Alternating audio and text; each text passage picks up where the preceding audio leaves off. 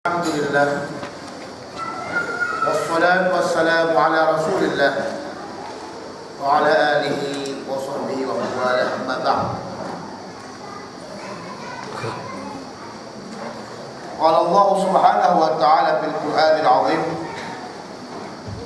qalu subhanaka la 'ilma lana illa ma 'allamtana innaka antal 'alimul hakim.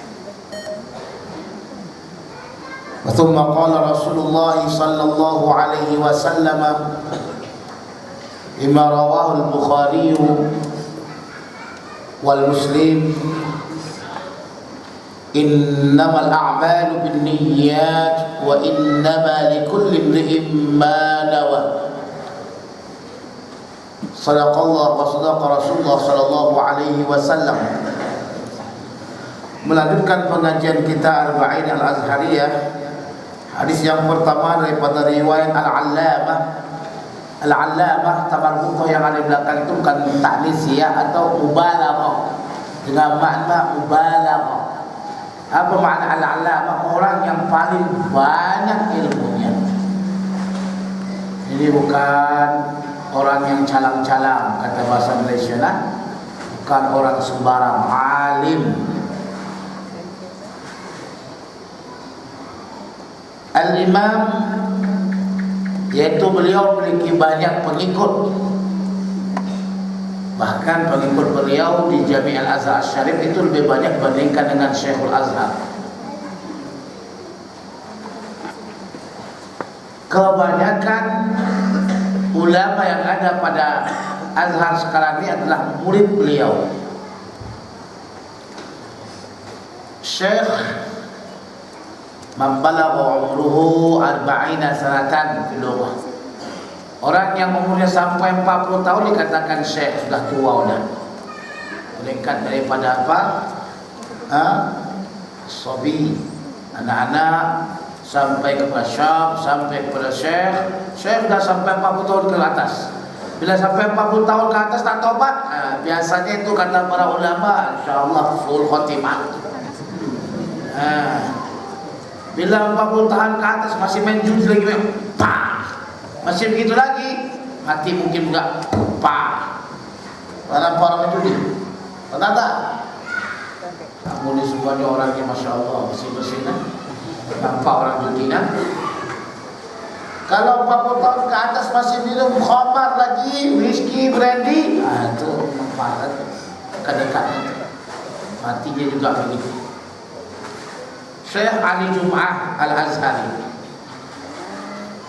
asalnya beliau ini bukan kuliah Azhar, tapi karena berminat dengan Al-Azhar Al-Syarif masuk lagi kembali.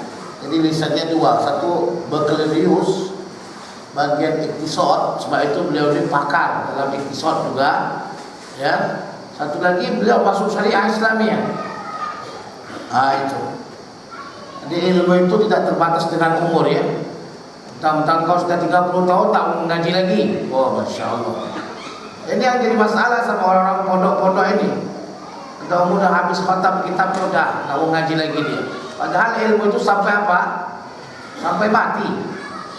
Sampai orang yang alim tidak akan pernah puas dengan ilmunya.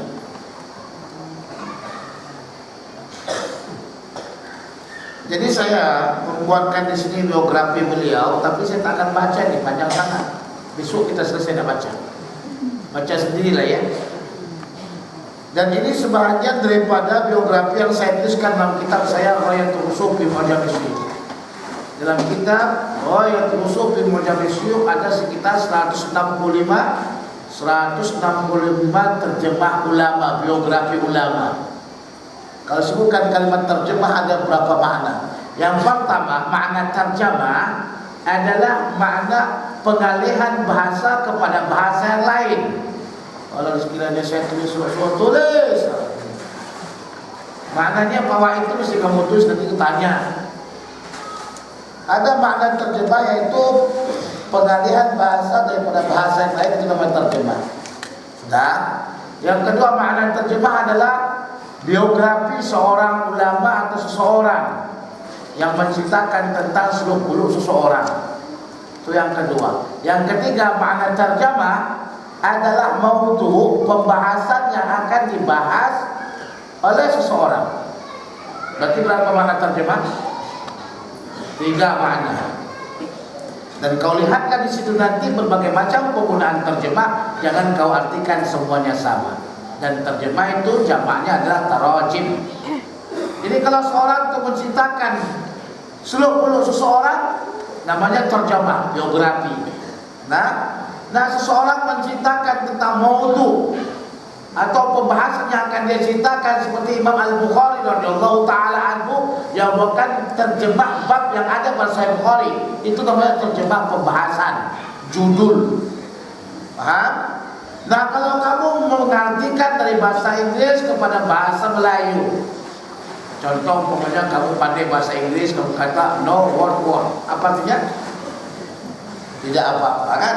No artinya tidak, word apa-apa, dia tidak apa-apa. Itu bahasa baku orang itu nggak paham saya Allah. Sama kawan-kawan saya pergi ke Mesir dulu, masya Allah, dahsyat mereka bahasa Arab. Ini pondok-pondok modern begitu. Dia kata, masya Allah, tabarakallah. Dia kata kalbun pitorik ya. Iya. Paham kata? Orang Indon paham itu, tengok biasa dengarkan pondok-pondok pesantren modern buat begitu. Kalbun pitorik ya. Hati-hati di jalan ya. Subhanallah, ketika mereka bicara dengan bahasa Arab sama orang Arab kita paham lah. Saya turun di Dubai sama kawan-kawan, dia cakap masya Allah semangat. Orang Arab kata katanya. Lepas itu orang Arab cakap sama mereka, orang Arab tak paham cakap mereka. Ketika mereka bercakap, orang Arab tak paham. Datang orang Arab bercakap sama mereka tak paham. Dia tak paham, satu tak ngerti. Orang cakap bahasa Arab Pusat. Memang pondok-pondok zaman tradisional ini kan dia bercakap pakai apa itu pil, pakai belum kan. Baru dia jawab, saya paham, pakai pusat pula dia sama saya. Paham saya, alhamdulillah. Itulah. Kalau umpamanya kamu cakap bahasa Arab diterjemahkan, namanya terjemah. Menerjemahkan. Paham tak? Terjemah itu digunakan dalam apa? Terjemah. Jadi di sini namanya apa? Terjemah biografi. Nah, alhamdulillahirabbil alamin. Di antara yang saya hidupkan di Asia Tenggara ini ilmu biografi ulama dalam kitab Ghayatul Mustaq. Yang kedua yang saya hidupkan kembali, alhamdulillah, arba'inat saya lebih 10. Yang dicetak sudah berapa? Yang ketiga saya hidupkan juga kembali, alhamdulillah, majmu' musalsalat, kitab-kitab musalsal, al-ayatul mufassalat, hadis musalsalat, kemudian al-muqtatab dan musalsalat, kemudian al-muntakhab dan musalsalat, terakhir insyaallah taala kalau hidup saya 30 tahun akan datang dicetak al-musalsalatul kubra. Ini orang semua sibuk, Syekh, biarlah kita baca ayat al-musalsalatul kubra, bacalah.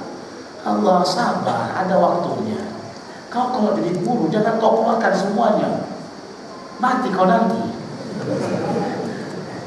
Kau guru silat, kau keluarkan semua jurus, murid kau sudah tahu semua jurus itu, dia pukul kau dari belakang, kau mati, innalillah. Simpan, jangan dibuat keluarkan. Itu dia. Itu siasat, itu politik dalam mengajar. Paham tak? Jadi kalau kau baca semuanya, semua musalsal kau baca sama dia, tak akan datang lagi dia ke sama kau. Satu kali dia datang, nggak ingat lagi dia sama kau. Paham kata? Tapi kalau ada bila masing-masing lagi, mau lagi dia datang sama kau. Saya bacakan dulu, saya Yasin Padang itu, tanya sama Syekh Nuruddin Al-Banjari. Syekh Yasin Padang itu baca musalsal satu malam itu cuma 3-4 hadis, nggak lebih. Saya rasa saya yang paling banyak baca musalsal. Satu orang kadang saya baca 10-20 tahu. Tapi saya yang Yasin Padang kita akan baca banyak-banyak. Itu dia punya prinsip itu. Sampai saya mengaji sama Syekh Muhammad Husni Tamim JP Al-Banjari, datang setiap malam saya ke rumahnya cuma 3 hadis musalsal. Saya minta tambah, dia tambah. Apa yang tambah? Ditambah waktu saya duduk sama dia. Hadis tak akan pernah tambah. Sampai berbungkus dia merokok, habis bungkus satu tetap enggak akan ditambah hadisnya. Saya kata sama saya, kamu nanti kalau ngajar hadis, baca hadis musalsal nih, jangan banyak-banyak kasih, 2-3 sajalah. Itu dia. Tapi saya kasihan tengok kawan-kawan jauh-jauh, saya baca juga banyak-banyak. Kadang datang orang Pakistan baca sama saya musalsal 20-30, setiap malam 30-20. Oh, Masya Allah. Ya. Banyak betul hadis musalsal ni, lebih 300 musalsal. Ada musalsal sapu muka selesai solat. Jangan dengar kata orang itu bid'ah, dia bodoh. Sapu muka dia ada musalsalnya, tahu. Rambut panjang macam ni ada musalsalnya, namanya lupa wal jummah. Yang sunnah kayak gini, saya tak lagi pakai dah. Dulu saya ambil musalsal tu mesti pakai begini. Syaratnya mesti panjang rambut. Kalau tak panjang rambut tak boleh, botak tak boleh. Yang botak-botak ni tanda-tanda apa? Khawarij. Ya kenapa ketahuan tu kan kata Nabi, betul tak? Simahum tahliq, tanda-tanda mereka itu botak kepala. Dari mulai saya tahu itu hadis tak pernah lagi saya botak. Itu dia. Jadi kalau nak botak pun jangan potong, ada namanya yang lebih sikit segini tu. Jadi tak botak namanya tu Ada pemangkas potong rambut tu ada lebih sikit-sikit. Itu dia. Jangan botak-botak Botak itu khawarij. Maka sebagai ulama memakruhkannya, di antaranya Imam Ahmad. Imam Ahmad memakruhkan. Adik kau baca sendirilah ini definisi apa ini, siapa Syekh Ali Jum'ah ini. Ini Syekh Ali Jum'ah ini pakar usul fiqh, alim dalam usul fiqh. Saya tak katakan beliau ini di sini. Tengok, kita ketika menyebutkan beliau tidak berlebih-lebih. Kamu jangan ta'assub dengan guru kamu berlebih-lebihan. Letakkan pada tempatnya. Kalau dia alim ini kasih tahu ini, kalau dia ini kasih tahu ini. Kadang-kadang ada seorang murid terlampau ta'assub, yang dulunya bodoh pun dibuat macam-macam. Yang enggak sampai pada derajat al-hafiz pun disebutnya al-hafiz. Tak boleh begitu. Mesti kita kita ta'assub. Tengok macam mana kehebatan guru kita itu, apa punya karangan. Biasanya dilihat pada karangan dia. Jadi saya tidak mengada-ngada kena buatkan guru saya begini, al-alim al-jalil, al-alama, al-nabil, al-musnid, kena dia punya sanad, dan banyak orang mengambil sanad dari dia, meriwayatkan dari dia banyak. Di antara gurunya Syekh Yasin Fadal, Syekh Ismail Zain, itu semuanya ketika dibawa oleh Syekh Said Manduh Al-Qahiri. Al-Mufassir, kena dia punya tafsir yang pernah dia tafsirkan di hadapan kami di Jami Al-Hasan atau Jami Sultan Hasan. Al-Usuli, karangan dia banyak cerita masalah usul fiqh. Ini dia. Sudah, tidak kita berlebihan dalam memuji. Sama kalau kamu tengok kepada Syekh Syekh Muhammad Nuruddin Al-Banjari, kamu akan tengok nanti apa yang saya buat sama beliau. Karena apa yang saya buat itu mesti tanggung jawab saya ketika tanya, kenapa kau buat di Al-Baqi? Jadi enggak dibubuh al-musjid, al-hadis, al-muhaddis. Bukan muhaddis, muhaddath. Mesti ada kalangan. Mesti ada kalangan. Itu yang menjadikan apa? Menjadikan patokan orang itu menjadi apa dia. Itu maka saya buatkan Syekhuna Syekh Muhammad Nuruddin Al-Banjari itu al-faqih. Banyak guru-guru saya yang mengakui. Mungkin kamu enggak pernah dengarkan, tapi saya punya guru orang-orang Mesir. Ketika saya bawa mereka ke sana, mereka mengakui keilmuan Syekhuna. Dia tahu. Karena kamu mungkin di sini saja. Khusus saya banyak bawa guru-guru orang Arab ke sana, orang Arab ke Syekh Nuruddin. Banyak pujian-pujian daripada guru-guru kita, teman-teman kita yang orang Arab kepada Syekh Nuruddin. Dia tahu usahakan jangan tempe sajalah. Tapi yang jelas beliau ini adalah torekohnya, torekoh Syadiliyah.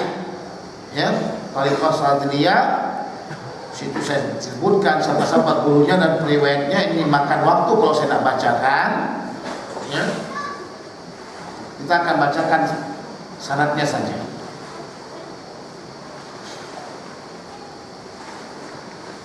Qala al-Lankati akhbarani. Ayo. Apa itu tadi kalau akhbarani? Akhbarani.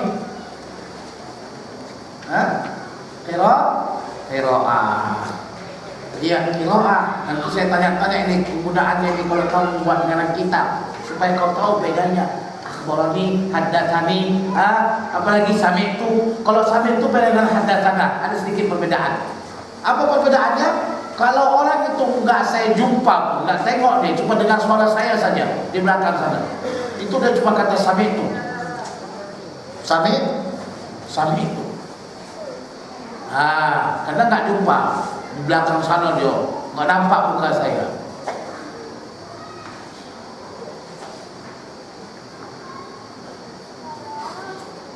Kalau Al-Langkati itu saya nisbah kepada negeri Langkat, dulu kerajaan Langkat yang besar dan megah.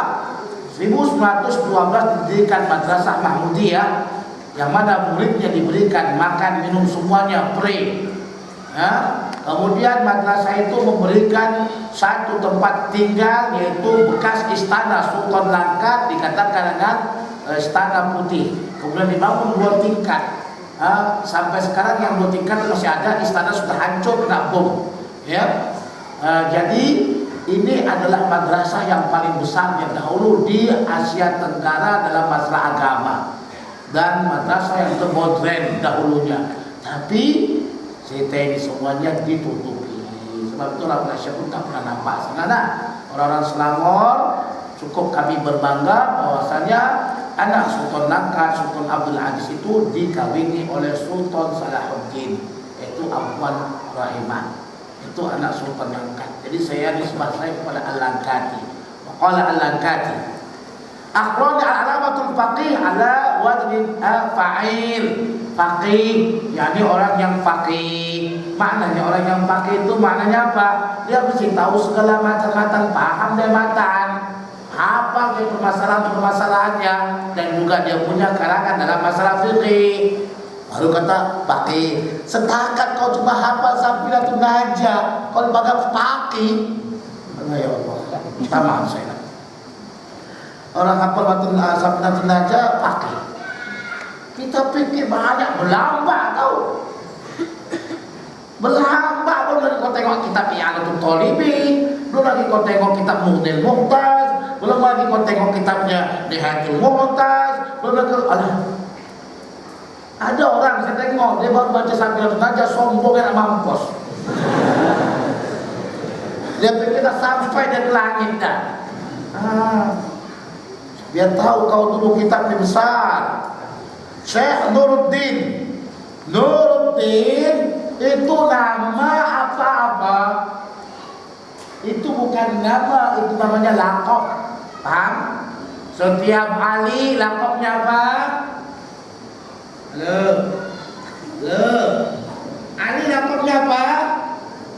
Nuruddin. Ini cerita nih ya.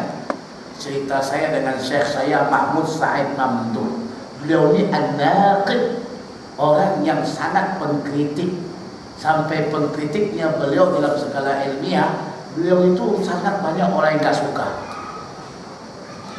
Jadi ketika dia baca kitab Bayatul Rusuh, itu kitab Bayatul Rusuh sebelum dicetak, dibawa ke dia dulu. Dia tengok. Waduh, saya bernaqashah, berdebat sama Syekh saya ini. Bukan takut. Orang dia alim dalam biografi. Tengok. Dia tengok Syekh Ali Jum'ah. Saya buat sini Al-Faqih. Dia kata Faqih. Faqih ya. Kenapa kau buat katakan Faqih? Oh, saya katakan, dia katakan Faqih begini. Debat kami tahu. Terus dia kata, oke lah, saya mau tanya sama kamu, siapa yang paling Faqih? Nuruddin Banjar wala Ali Jum'ah? Min afqah katanya. Siapa yang paling faqihnya? Nuruddin Banjar wala Ali Jum'ah, kata Syekh Mahmud Said Mamdun. Dua-dua guru saya tahu. Kalau saya kata nanti Syekh Ali Jum'ah, dia marah. Karena dia nggak suka dengan Syekh Ali Jum'ah, itu kawannya dulu itu. Terjadi salah paham antara mereka berdua ya. Kalau saya katakan Syekh Nuruddin Banjar, tentu kita tahu macam mana hakikat kan. Orang Arab macam mana hafalan dia dalam masalah masail kan. Dia juga mufti besar. Di Jum'ah Nuruddin, hari Jum'ah Nuruddin. Saya kata sama Syekh, ya Syekh, saya kata Syekh Nuruddin Abqah. Jadi minnya itu tabdiliyah saya tak gunakan lagi. Jadi Nuruddin Afqah min enggak saya buat. Dan saya kata Nuruddin Afqah. Naam, kata Syekh Mahmud. Iya, Nuruddin Afqah kata beliau. Paham di sini saya, Syekh Mahmud itu sangat mengakui ilmu Syekh Nuruddin Banja. Ya, diakui oleh beliau. Cuma maksud saya Nuruddin itu bukan Banjari, karena saya gunakan nisbah. Nuruddin sini ahli Jum'ah. Nuruddin ahli Jum'ah. Karena setiap Ali laqabnya apa? Nuruddin. Setiap Muhammad laqabnya apa? Syam. Suddin. Setiap Ahmad laqabnya apa? Syihabun. Mesti hafal. Mesti laqab sama apa lagi? Pakai abu-abu tuh. Abu Nawas dah. Ini pun kita baca salah. Abu Nawas, Abu Nuwas. Kalau namanya Anas, ya kunyahnya apa? Tapi siapa tadi yang datang sama saya tadi itu? Yang datang sama saya kata apa sekarang mata arba'in dia hafal. Mana? Apa tadi yang mata arba'in dia baca sama saya tadi? Mana? Yang baca sama saya mata arba'in Nawawiyah, mana? Ngakulah. Hai. Mana dia? Kok ada tutup tangan langsung mana? Mana dia?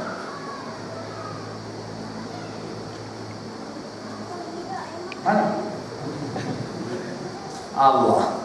Penakut sangat lah. Kalau Anas kunyahnya Abu Hamzah. Dalam mata arba'in itu ada itu sebutkan. Kalau Umar kunyahnya apa? Ini perkara mudahnya ini. Umar, Abu Hafsin. Kalau Ali, boleh Abu Turab. Ali namanya Abu Turab. Abu Abdillah. Kalau apa lagi?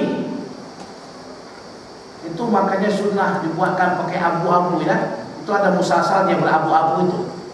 Sunnah hukumnya kau pakai abu. Ini saya punya Abu Faid. Kemudian Syekh Sa'ad Jawis berikan lagi sama saya Abu Abdillah. Jadi kunyah saya alhamdulillah sekarang 2. Syekh Sa'ad Jawis kasih sama saya Abu Abdullah, Syekh Muhammad Husin Tambin yaitu Abu Faid. Ya, kunyahnya jadi 2. Kalau apa? Silakan Abu sama apa saja. Asal jangan Abu Lahab sama Abu Jahal.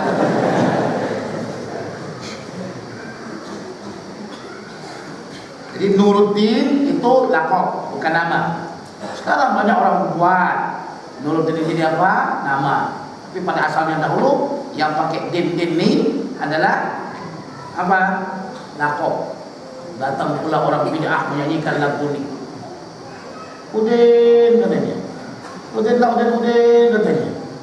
Udin yang suka berjalan namanya Jalaluddin katanya. Udin yang dalam kamar namanya Kamaluddin katanya. Itu bid'ah itu. Ali Jum'ah bin Muhammad bin Abdul Wahhab Al-Azhari. Jadi Al-Azhar ini nisbah kepada keluaran Azhar yang sudah tamat Azhar, yang dapat syahadah Azhar. Kalau belum dapat syahadah Azhar, nak 10 tahun ke 20 tahun dari situ tak boleh digelar dengan Al-Azhari. Satu. Yang kedua, mesti juga dia akidahnya akidah Azhar. Jadi Azhar itu punya akidah. Apa akidah Azhar? Asy'ariyah, Maturidiyah. Kemudian mengamalkan 4 mazhab. Itu Azhar. Kalau bukan Asy'ariyah, bukan Maturidiyah, itu bukan Azhar namanya. Ya, itu sebagaimana disebutkan oleh para ulama-ulama kita, guru-guru kita di antara Syekh Ali Jum'ah, Syekh Usama Al-Azhar dan sebagainya. Qala akhbarana. Saya ingin kita belajar riwayat tapi juga dengan belajar dirayat, tahu mustalah. Akhbarana. Qiraat bagaimana? Qiraat Lamairah ada ke situ kan? Pakai na.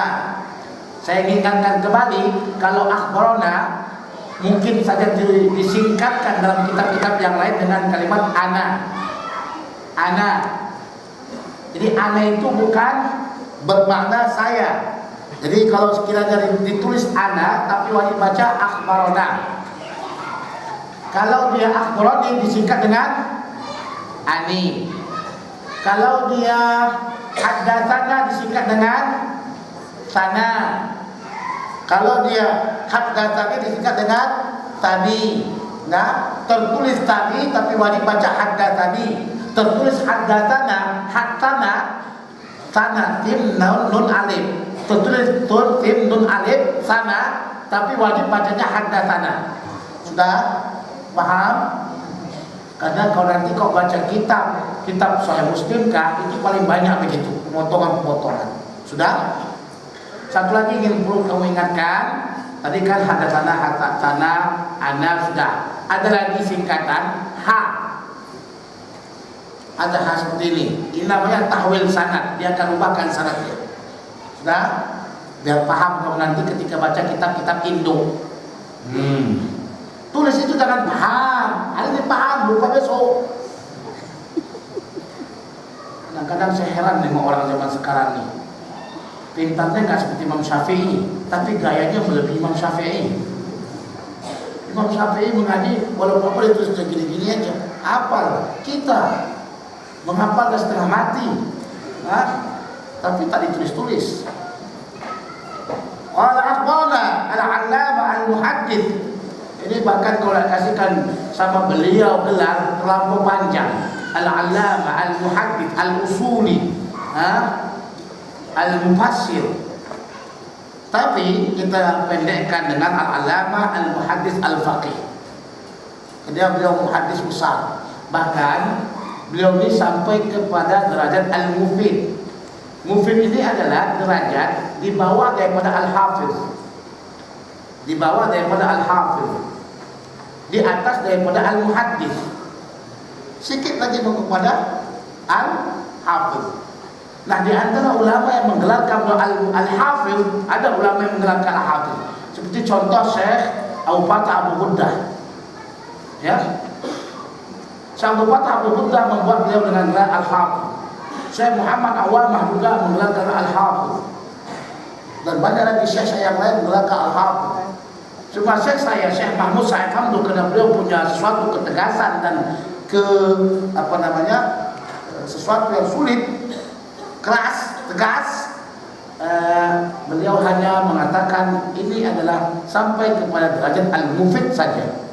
Ya. Jadi beliau ini meninggal dunia di Maroko, Tonja.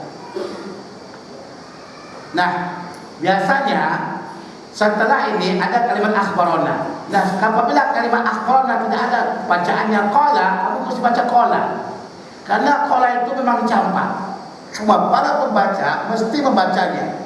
Bila kau melihat ada kalimat akhbarona, tidak ada qala di situ, kau baca mesti qala akhbarona. Seperti itu. Ingat yang saya katakan ini, karena saya ingin kamu betul-betul pandai membaca hadis Nabi SAW. Jangan ketika di kuliah dahulu ada orang, guru kami kasih buku Sahih Bukhari, nah baca. Langsung dia baca. Haddatsana Al-Humaydi Abdullah bin Jubair. Qala haddatsana Sufyan bin Uyainah. Qala haddatsana Sa'id. Subhanallah, kata doktor ini, kamu ini orangnya. Kamu pikir sudah benarkah bacaan kamu itu? Gaya-gaya ini sudah hebat sangat. Di sini kita mesti pandai membaca kitab Sahih Bukhari. Tidak boleh kita katakan haddatsana Al-Humaydi Abdullah bin Jubair, itu gurunya Bukhari. Ketika kau katakan haddatsana, nah itu kepada siapa? Kembali kepada kami, menciptakan kepada kami Al-Humaydi. Bila kau dapat cerita itu dari Al-Humaydi, Humaydi itu sudah meninggal. Kau bohong kau. Betul tak? Semestinya haddatsana, nanya itu kembali kepada Bukhari. Makanya kalau kau tak punya sanad, kau mesti mengatakan qala al-Bukhari haddatsana al-Humaydi Abdullah bin Jubair qala haddatsana, seperti itu. Tapi kalau kau punya sanad, maka kau katakan bi sanadina al-muttasil ila Imam al-Bukhari radhiyallahu taala anhu qala haddatsana, seperti itu. Paham? Cuma apa? Ini catat. Kalau kita punya sanad kita baca wa bi sanadin al-muttasil ila Imam Al-Bukhari qala. Nah, kalau kamu nanti baca buku kepada, umpamanya sekarang Syekh Nuruddin duduk sini ya, kamu baca Sahih Bukhari kepada Syekh Nuruddin, apa yang kamu baca? Hah? Kamu baca wa bi sanadikum, yakni kembali kepada Syekh. Jangan kepada kau. Kau nak ambil sanad Syekh, bukan nak ambil sanad kau. Maka kau baca wa bi sanadikum al-muttasil ila Imam Al-Bukhari radhiyallahu taala anhu. Paham cara-caranya? Mana tahu kau nanti Allah berikan hikmah sehingga kau mau ngarang kitab, mau buatkan tulisan, buat sanad supaya jangan salah. Paham? Qala akhbarana al-Hafiz. Al-Hafiz. Ini kita di sini orang Malaysia, kalau dia sudah hafal Quran, oh masya Allah, depannya Al-Hafiz atau di belakangnya Al-Hafiz. Tidak ada berhak tulis orang hafal Quran Al-Hafiz. Di Mesir lama orang hafal Quran. Tukang sapu hafal Quran, tahu? Tuh kau pikir tentara Mesir tak hafal Quran, duduk mereka begini baca Quran dan hafalan mereka, tahu? Di Mesir tuh hampir orang banyak hafal Quran. Saya naik taksi saya tengok baca hafal Quran, dia kata saya coba memang hafal Quran, berlambat, tapi depan tak ada Al-Hafiz. Jadi tolong capai itu.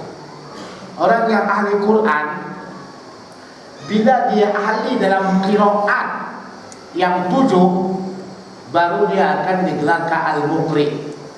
Sebab itu nanti kalau ada guru-guru saya yang ahli qiraat itu akan saya sebut al-muqri itu. Kalau ada cuma baca Quran saya dengan taradum dibaca al-qari. Jadi jangan salah baca, buatkan istilah orang nah. Al-Hafiz.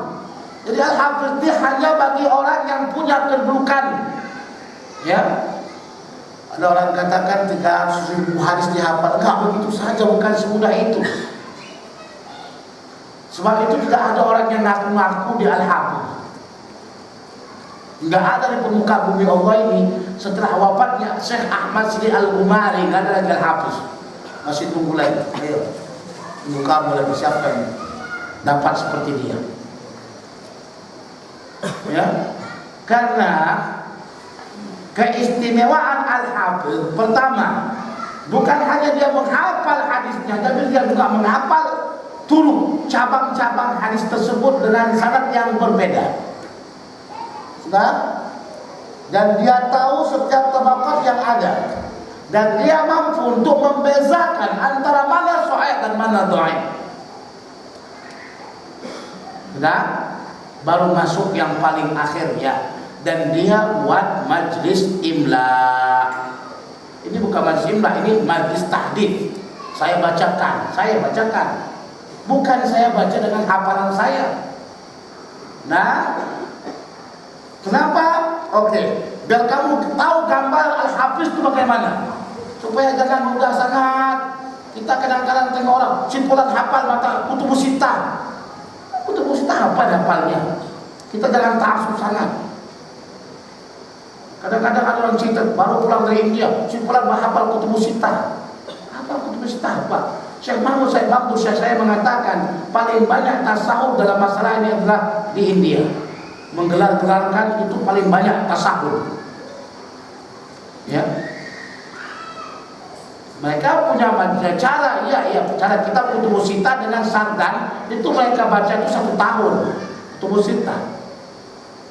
Tapi untuk jadi orang Al-Hafiz, untuk orang yang hebat, tidak cukup 1 tahun sebenarnya. Makanya sekarang banyak pak Wahabi yang mengaku ahli hadis kena ada madrasah 1 tahun itu. Sudah? Walaupun nanti sebelumnya mereka sudah belajar kitab-kitab yang lain sebelum masuk 1 tahun. Oke. Majlis Al-Hafiz ini atau dikatakan dengan majlis imla bagaimana? Nah, Al-Hafiz contohnya seperti saya di sini duduk. Al-Mumalli orang yang dibacakan hadis terhadap yang duduk sebelah kanan. Dia akan tulis apa yang saya sampaikan. Sudah? Kemudian saya akan membaca hadis di hadapan ramai dengan sanad saya. Contohnya, saya akan mengatakan dengan sanad saya, haddatsani bihi syaikhi Syekh Muhammad Mahmud Abu Hashim qala akhbarahu Syekh Muhammad Alawi Al-Maliki qala haddatsana bihi walidi Muhammad Alawi Al-Maliki qala haddatsani bihi Muhammad Abdul Hayy Kattani qala haddatsani bihi walidi Abdul Kabir Kattani qala haddatsani bihi Syekhi Abdul Kabir Abdul Ghani Ad-Dihlawi qala haddatsani bihi Syekhi Syekh Abi Sa'id Ad-Dihlawi qala haddatsani bihi Syekhi Abdul Aziz Ad-Dihlawi sampai ke atas. Enggak, kalau panjang saya katakan sampai ke atas, sampai kepada hadisnya. Umpamanya yang dikeluarkan itu adalah Sunan Abi Dawud, akhrajahu Abu Dawud. Sudah? Nah, maka dia akan keluarkan dengan jalur yang lain dari kitab yang lainnya, melalui jalur ini terus sampai kepada matan yang tadi itu untuk memperkuatkan hadis yang tadi. Sudah? Dengan menyebutkan siapa perawi-perawi yang tadi ini, sikohkah dia, tak sikohkah dia, doaikah dia, atau bagaimana. Sudah, baru ditambah lagi dengan jalur yang lain. Makanya ketika baca satu hadis mungkin jalurnya sampai 20 jalur. Makanya nggak ada orang yang ngaku al-hafiz, nggak ada orang yang ngaku al-hafiz itu. Sampai Syekh Albani sendiri pun nggak ada ngaku dia itu al-hafiz. Kenapa? Nggak ada majlis imla'nya. Jadi sampai detik ini nggak ada di permukaan bumi Allah ini majlis imla'. Paham? Tinggal nunggu kamu lah macam mana kepala-kepala punya kita ini, nak otak-otak kita nak kuat-kuatnya. Orang yang terakhir di permukaan bumi Allah yang mengimlakan hadis itu adalah Al-Hafidz Ahmad Siddiq Al-Ghumari. Berapa? Lebih kurang 80 hadis di Masjid Sayyidina Husain. Sedikitnya. Setelah saya katakan tadi 80 ini pun cabangnya berapa banyak tahu? Oke. Saya ingin kasih tahu sama kamu, perlu sekali kamu ketahui supaya kamu tahu berapa kiraan hadis itu. Satu nafas berbeda sahabat itu sudah dikira 2 hadis. Paham? Coba ulangi lagi. Satu lafaz berbeda sahabatnya sudah dikira berapa? 2 hadis. Berbeda lafaz tapi sama makna diriwayatkan oleh satu sahabat itu sudah dikira 1 hadis. Paham? Satu makna tapi 2 lafaznya. Jadi 2 lafaz tapi 1 makna dia. Sama saja maknanya. Diriwayatkan oleh satu sahabat. Berapa hadis itu? 1 hadis. Saya ulangi dengan bentuk pertanyaan. Kalau dapat dijawab berarti paham. 1 lafaz hadis. Man ahdatsa fi amrina hadza. Tidak. Contohnya ya, man kadzaba alayya muta'ammidan. 1 lafaz hadis. Tetapi yang meriwayatkannya 2 sahabat. Berapa hadis ya? 2 lafaz hadis, tapi maknanya sama. Diriwayatkan oleh 1 orang sahabat. Berapa hadis dia? 1. Biar kamu tahu itu ukuran dia begitu. Maknanya kalau kau baca hadis man kadzaba alayya muta'ammidan diriwayatkan oleh 70 sahabat, berarti itu sudah 70 hadis. Ya tahu. Cuman kan jalurnya. Man kadzaba alayya riwayat daripada Abu Hurairah, jalurnya mana kau hafal? Jalurnya sekarang. Oke. Riwayat daripada Imam Ali, man kadzaba juga, tapi jalurnya mana? Apa enggak? Itu bukan mudah jadi imla itu. 80 memang, tapi kok dibagi-bagi dah ratusan. Paham maksud saya? Paham? Oke. Kemudian Sebelum Al-Hafidh Ahmad Syarif ada ulama besar yang telah menghidupkan ilmu hadis di Jami'at Al-Azhar Syarif, yaitu Al-Hafidh Muhammad bin Muhammad Murtadha Az-Zabidi. Dan ini termasuk orang yang sangat dihebatkan zaman dahulu, sehingga Napoleon Bonaparte itu sangat takut dengan dia dan murid-muridnya. Mau kebangkitan Islam, mau kebangkitan Islam, belajar bahasa Arab. Itu baru insyaAllah bangkit Islam. Selama kamu cuma yes no, Islam tak akan bangkit.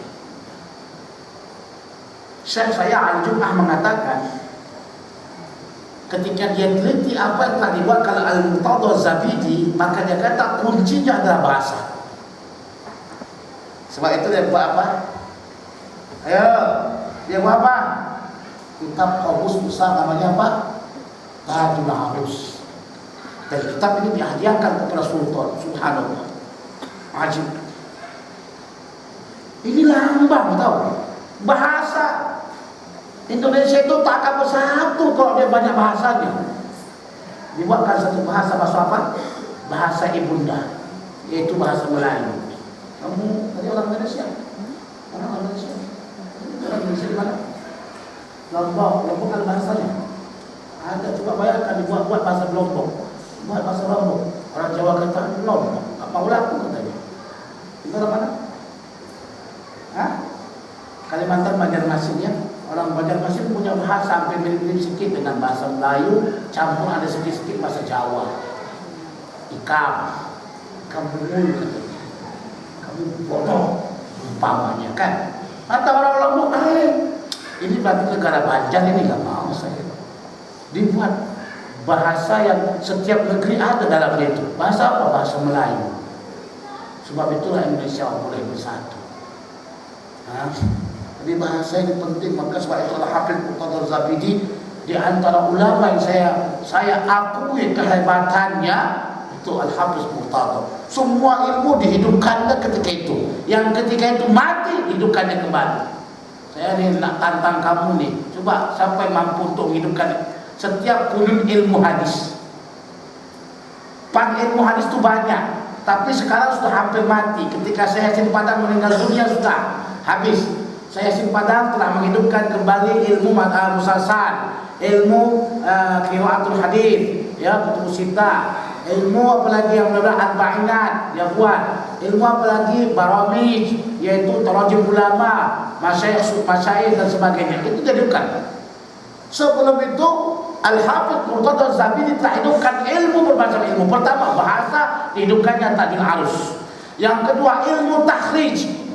Dan ini adalah merupakan ahli Al-Hafidh saja ya, yang mentakhrij. Kitab apa yang dibuatnya ilmu takhrij? Kitab takhrij yang dia buat adalah kitab Syarah Ihya Ulumuddin. Apa namanya? Kitabnya apa? Syarah Ihya Ulumuddin. Ittihab Usaratul Muttaqin. Dalam kitab itu telah ditakhrij hadis-hadis yang telah dikeluarkan oleh Imam Al-Ghazali. Kebanyakan hadis yang tidak didapatkan oleh Al-Hafidh Al-Iraqi. Yang Al-Hafidh Al-Iraqi ini merupakan alim kami dalam ilmu hadis, guru daripada Al-Hafidh Ibnu Hajar Asqalani. Tetapi Imam Al-Murtadha Az-Zabidi telah mendapatkan asal daripada hadis tersebut. Maknanya yang beliau kata la aslahu, dia dapatkan asalnya, berarti tidak kembali kepada maudhu.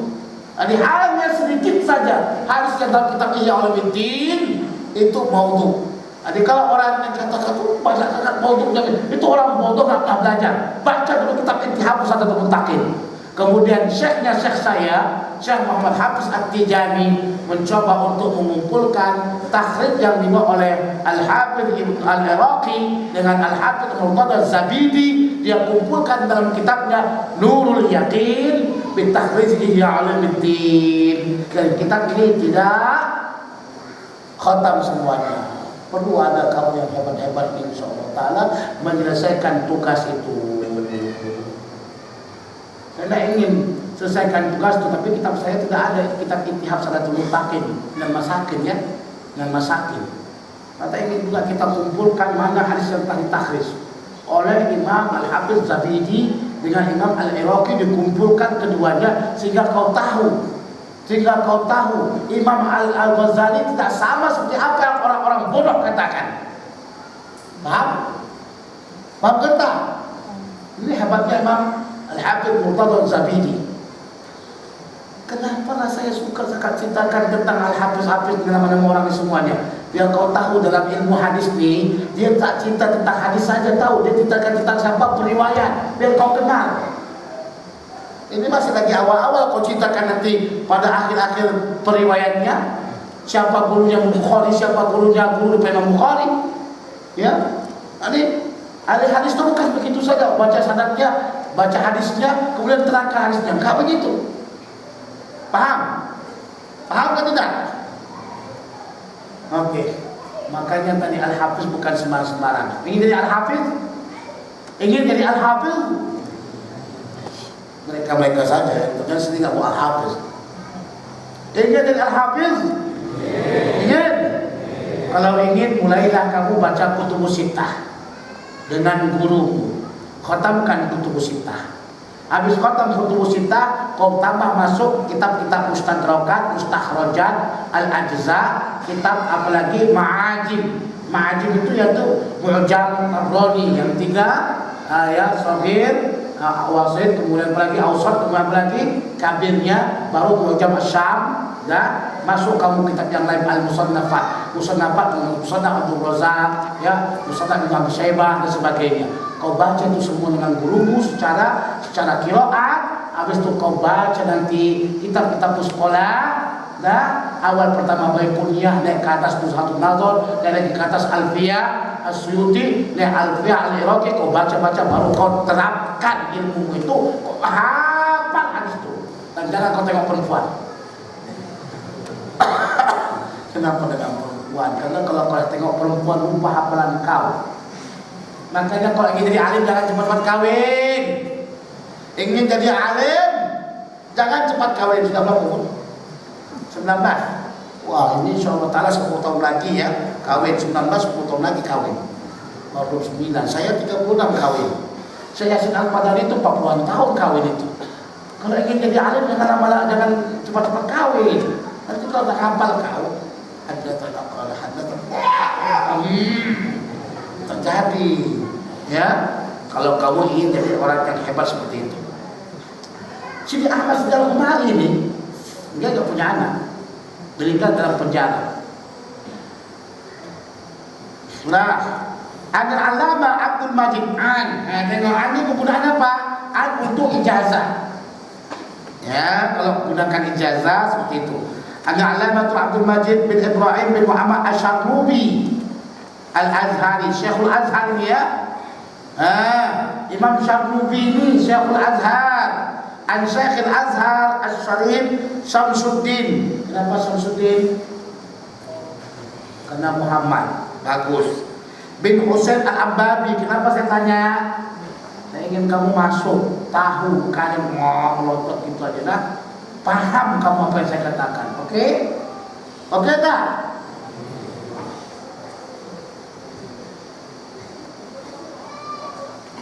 Husain apa? Syamsuddin Muhammad bin Husain Al-Ambabi Asy-Syafi'i Al-Azhari, Syekhul Azhar. Sudah daripada Ambab. Bukan Ambubah ya, bukan Ambubah. Ambubah itu Mutlaqas. Ambabi.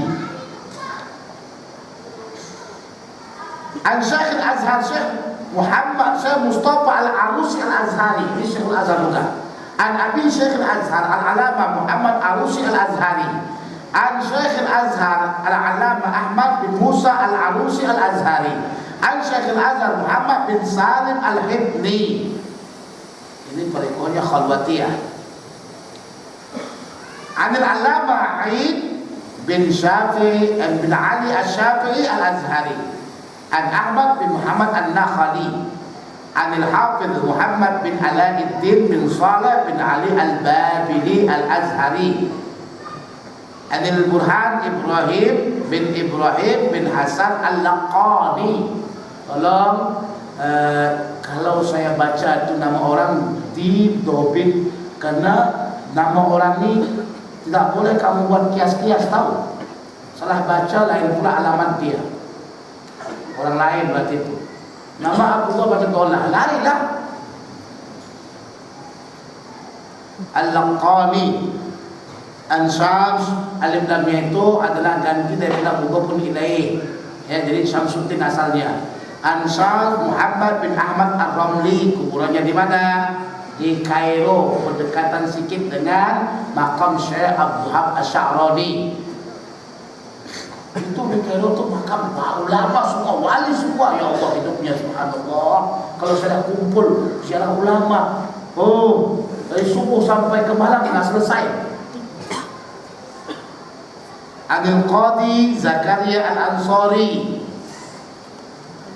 beliau juga punya syarah Sahih Bukhari, ya. Anil Hafiz Abil Fadl. Ini kenapa dia Abil Fadl? Abu Fadl biasa kepada Ahmad, ya. Syihabuddin, kenapa Syihabuddin? Karena Ahmad bin Ali bin Hajar Al-Asqalani dikuburkan di Mesir, di belakang daripada Masjid Imam Asy-Syafi'i radhiyallahu taala anhu. Yang karang kitab yang terbesarnya adalah kitab Fathul Bari.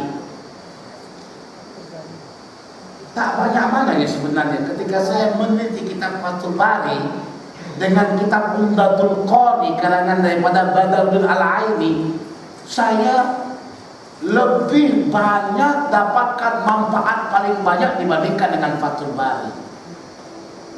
Karena penjelasannya di sana memang lebih luas, ya. Tapi kitab Fathul Bari ini begitu berkat sehingga banyak orang menggunakannya dan membacanya. Kenapa? Yo, di sini kamu mesti tengok, segala amalmu mesti kamu sandarkan ke Allah, jangan kamu sandarkan ke diri kamu. Imam Al-Hafidz Ibnu Hajar Al-Asqalani banyak karangan dia yang memang jadi i'timad pegangan ulama-ulama. Ini keberkatan ilmu dia.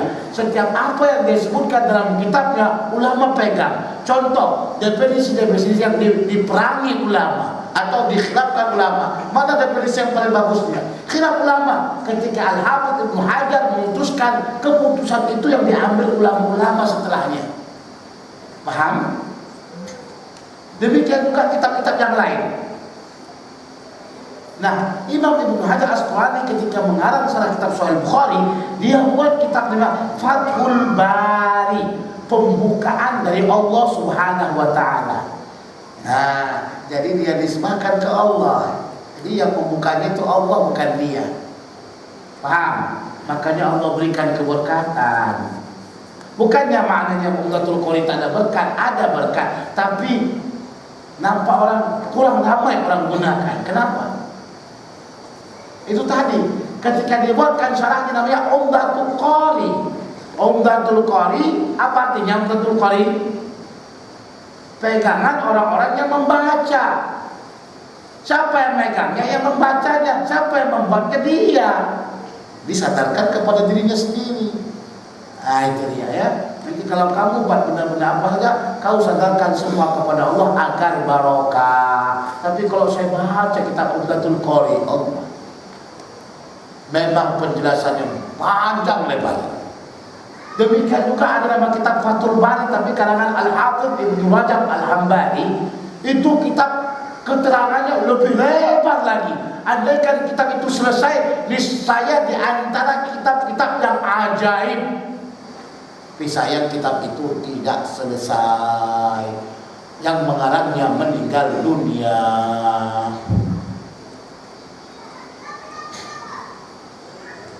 An Ibrahim bin Ahmad At-Tunuhi, An Abil Abbas Ahmad bin Abi Thalib Al-Hajjar. Ini digelar dengan Musnid Dunia, Muammar. Apa dikatakan Muammar? Bila umurnya 80 tahun ke atas dikatakan dengan Al-Muammar. Nah, orang 80 tahun ke atas umurnya apa? Al-Muammar. Jadi ketika Al-Imam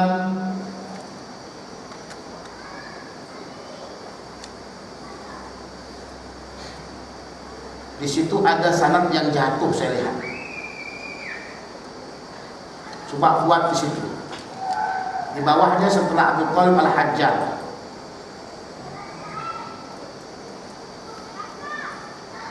Sanad itu ada jatuh. Gurunya Al-Hajjaj.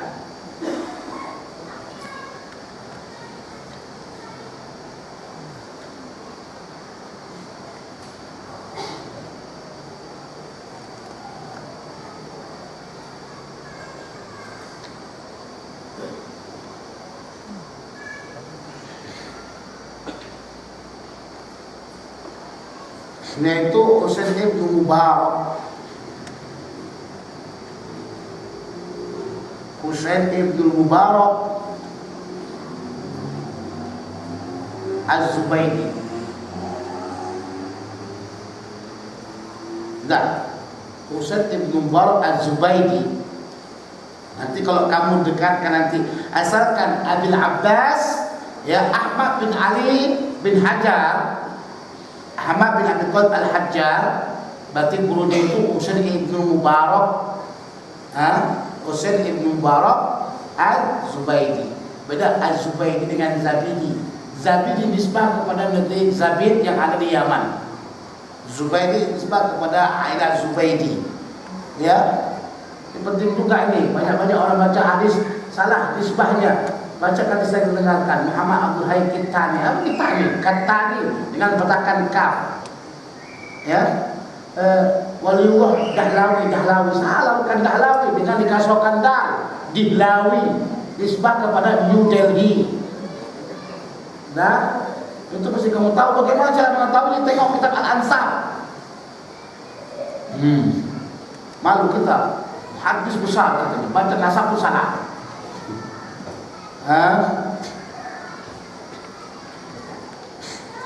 Jadi situ sebagai masa katakan tadi ada jatuh sanadnya daripada Ahmad bin Abu Thalib Al-Hajjaj dari gurunya Husain ibn Mubarak Az-Zubaydi. Nah, Husain ibn Mubarak ini baca hadis kepada siapa? Kepada Al-Hajjaj. Jadi Abu Thalib Al-Hajjaj ini tadi atau dikenal dengan Ibnu Syuhnah, ya, sanadnya tinggi. Dia dengarkan Sahih Bukhari secara samaan. Meninggallah Ibnu Abbas Husain ibn Mubarak Az-Zubaydi. Semua muridnya sudah meninggal dunia kecuali dia ini.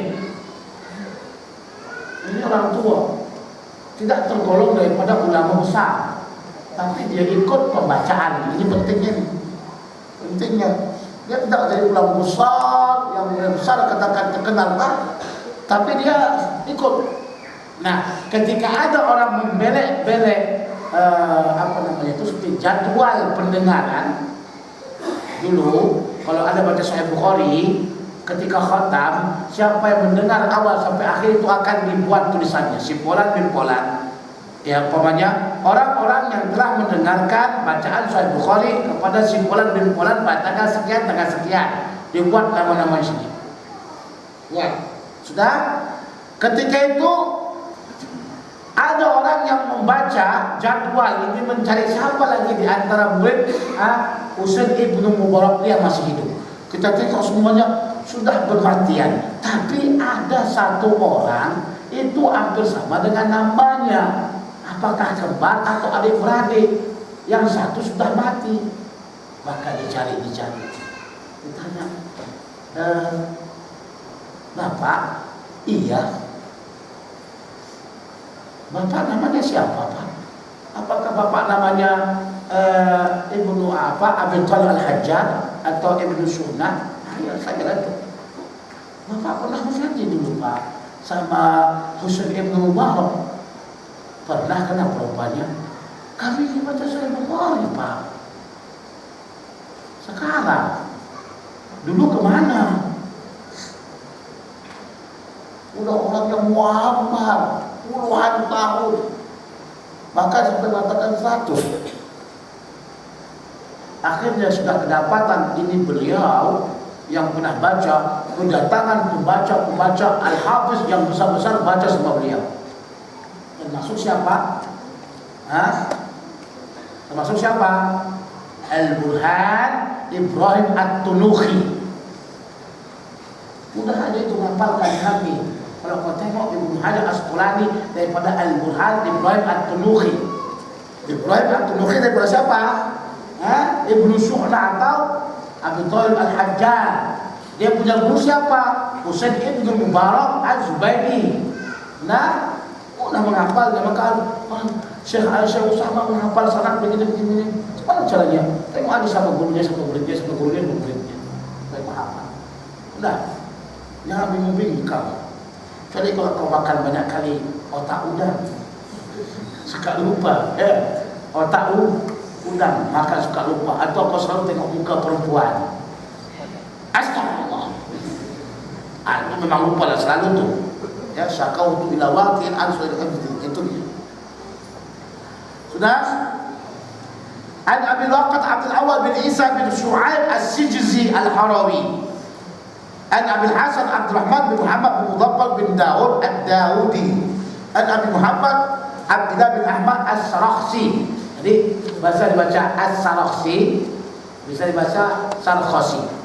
Ya, Sarkhasi atau Sarakhsi. Ini adalah periwayat Imam Bukhari. Jadi salah satu riwayat Bukhari ini. Jadi kalau saya katakan riwayat Mustamalli, riwayat Sarkhasi, ini riwayatnya. Ya. Karena ada perbedaan riwayat yang ada. An Abi Abdullah Muhammad bin Yusuf bin Matar bin Saleh bin Bashar Al-Farabri. Nah, ini Imam Al-Farabri baca Sahih Bukhari 2 kali. Kau tak pernah baca Sahih Bukhari, bangganya kata muhaddis. Subhanallah, banyak orang sekarang tertipu daya kan? Pandang PhD ahli hadis. Sahih Bukhari pun tak pernah baca sama guru. Malulah kita. Nah, orang kata ahli hadis itu mesti baca Sahih Bukhari sama guru. Kalau saya baca sendiri kenapa? Emangnya kau pandai, pintar? Berapa banyak permasalahan Sahih Bukhari itu? Yang mesti ada guru yang mengarahkan kita, mengajarkan dan mengarahkan pemahaman sama kita. Udah? Dua kali dibaca. Kamu sudah berapa kali khatam Sahih Bukhari? Belum pernah khatam? Khatam lah. Saya alhamdulillah ta'ala dah berapa kali khatam Sahih Bukhari. Dulu sebelum saya sakit, kalau kamu katakan begini-gini, saya tahu itu hadisnya Bukhari. Tapi setelah saya sakit, banyak betul hafalan saya hilang. Karena saya dah beberapa kali menghafal mengkhatamkan Sahih Bukhari itu, asal sebutkan ini ada dalam Sahih Bukhari, ada dalam bab ini dia. Tapi nggak hafal lapasnya. Cuma cerita itu tahu saya, karena saya baca-baca itu. Ya, itu fawaid membaca. Kamu boleh tengok kembali, saya lupa saya. Minta maaf saya lupa, memang tukang lupa sekarang enggak. Setelah saya sakit, masuk rumah sakit 12 hari lamanya, banyak benda yang lupa. Untung rumah tak lupa nah. Saya tuliskan dalam blog saya www.allangkati.blogspot atau www. Orang Malaysia tak paham, makanya sebab itu saya orang Malaysia Indonesia tak paham www. Saya kasih tahu semua mereka www. Allangkati.blogspot. Situ saya sebutkan manfaat baca Alkitab Sahih atau kitab hadis dengan salah sardan. Di antaranya bila selalu kita baca sardan, kita tahu di mana kedudukan hadis itu. Nah, dan mungkin kalau di hadis yang pendek-pendek kita akan boleh paham atau hafal langsung. Paham tidak? Itu gunanya baca hadis sardan. Apa itu sardan? Sardan baca saja tanpa syarat. Itu artinya sardan itu tadi tanpa syarat. Kedua, sardan seperti sarden. Paham sarden? Kita kalau mau makan pakai ikan siakap, nunggu makan itu susah tau, lama. Betul tak? Nak siang ni lagi, nak ni lagi, nak tu lagi, jerang lagi, ambil ini, ambil itu. Lama nunggu. Tapi coba kau ambil sarden, kau masakkan 1 menit, 2 menit dah panas sikit dia, kau makan langsung kenyang perutmu. Itulah sarden. Kau baca salahnya, insyaAllah ta'ala bi'idnillah khatam Sahih Bukhari. Sekarang orang baca sarden 20 hari khatam Sahih Bukhari. Kami baca Sahih Bukhari sama Syekh Muhammad Ibrahim Kantani di Mesir, di Iskandaria dulu, dari tahun berapa ke tahun berapa tak khatam tahu. Rasa kalau diteruskan itu memang kiamat khatamnya. Enggak.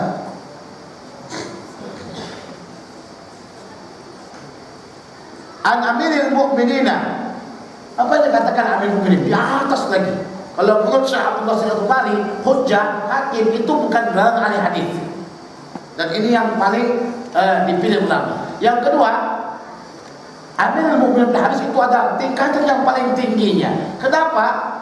Selain dia telah banyak hafal hadis, ya, dan hafal matan dan turuk-turuknya, berserta tahu dia mana ilatnya, tapi dia punya karangan dan karangan tersebut adalah pegangan dan rujukan bagi umat Islam. Contoh Sahih Bukhari dianggap sebagai amir mu'minin bil hadis karena kitab beliau Sahih Bukhari adalah pegangan umat. Imam Malik karangan beliau adalah pegangan umat.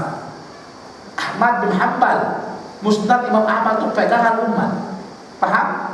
Jadi syarat di antara yaitu amil mu'min adalah karangan dia jadi pegangan umat.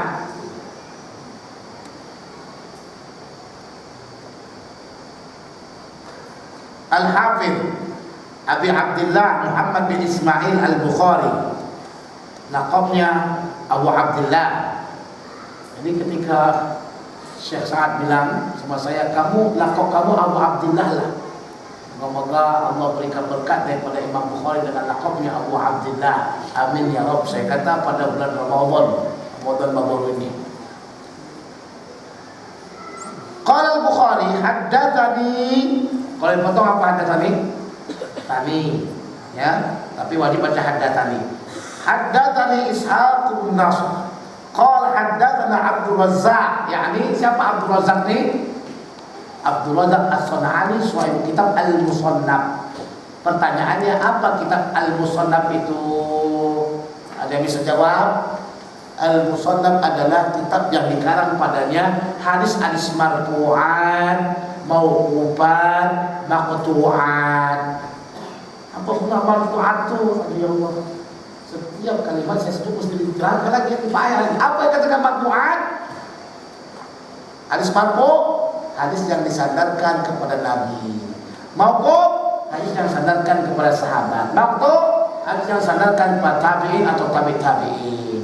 Jadi dalam kitab Al-Musannaf kita akan dapati marfu', mauquf dan maqtu', ya. Dalam kitab-kitab yang lain kita tengok macam Sahih Bukhari itu marfu' semuanya. Setiap hadis marfu' dalam itu semuanya sahih.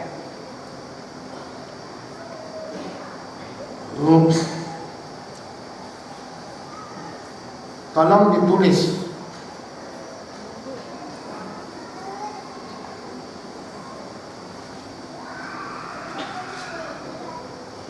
Minta maaf, saya tidak akan bicarakan kepada antum tentang masalah matan biasanya. Saya juga ingin tahu sama antum tentang masalah mustalahnya. Banyak orang bicara matan, tapi kita perlu juga masalah mustalah. Jadi Abdul Razzaq As-San'ani ini termasuk gurunya Imam Ahmad bin Hanbal. Sampai Imam Ahmad dari Baghdad pergi ke mana? Ke Son'a. Son'a atau Son'a, ma'adul kama Son'a, Yaman. Yaman nih tuan-tuan, tempatnya ini orang apa? Syiah Zaidiyah. Jangan samakan semua Syiah. Itu yang digempur-gempur, semua yang dibunuh, dibom sama Saudi itu Syiah Zaidiyah. Ya. Dan kamu tahu Syiah Zaidiyah adalah Syiah yang paling dekat dengan Ahlussunnah wal Jamaah. Karena perbedaannya hanyalah mereka kata apa? Mereka kata perkataan mereka ini, ya. Yang paling afdal Imam Ali. Tapi khalifah pertama Abu Bakar. Tidak mewajibkan siapa yang khalifah pertama maka dia boleh afdal. Karena perkaranya khilaf juga bermasalah. Cuma tengok tidak ada ittifaq tentang masalah. Yang jadi khalifah itu afdal atau mabdul. Kenapa ada masalah khalifah mabdul atau afdal? Kenapa ada? Di Zawawi pernah belajar afdal atau mabdul? Pernah belajar? Belum? Nah, belum ada belajar. Siapa gantung kata Syiah, sesat Syiah, kafir Syiah, ini Syiah itu. Ini jadi masalah para ulama ketika menetapkan yang menjadi khalifah itu apakah boleh afdal atau boleh mabdul. Kebanyakan ulama Ahlussunnah wal Jamaah mengatakan, ya, yang jadi khalifah itu mesti afdal. Sudah? Tidak boleh maqbul. Tapi ketika mereka mengatakan tidak boleh afdal, tidak boleh maqbul, tapi mesti afdal, datang para ulama-ulama Syiah Zaidiyah. Kalau kalian kata yang mesti adalah afdal, tak boleh maqbul, tapi kenapa Muawiyah jadi khalifah? Di sana ada orang lebih afdal pada Muawiyah. Ini masalahnya. Kamu kata khalifah mesti afdal, enggak boleh maqbul, tapi kenapa ya Yazid bin Muawiyah jadi khalifah? Padahal di sana ada siapa? Ada banyak sahabat yang dikatakan Nabi mereka afdal daripada Yazid. Yazid itu bukan sahabat. Contoh, Nabi SAW mengatakan nikmatul rajul Abdullah bin Umar. Ingkar Rasulullah, sebaik-baik laki-laki adalah Abdullah bin Umar. Kalau dia sholat malam, dari mulai itu hadis didengarnya sampai meninggal dia sholat malam, berarti nikmatul rajul. Abdul lebih Abdul pada Yazid bin Muawiyah.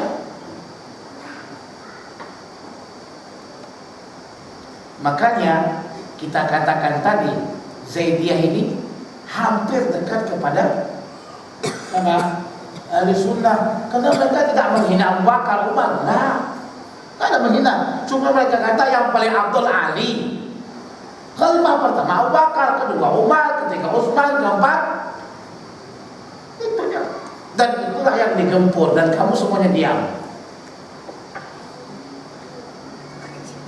Ada acara pesta beruntung 20 orang mati, ratusan bahkan mati, digempur sama Saudi bersamaan dengan Amerika.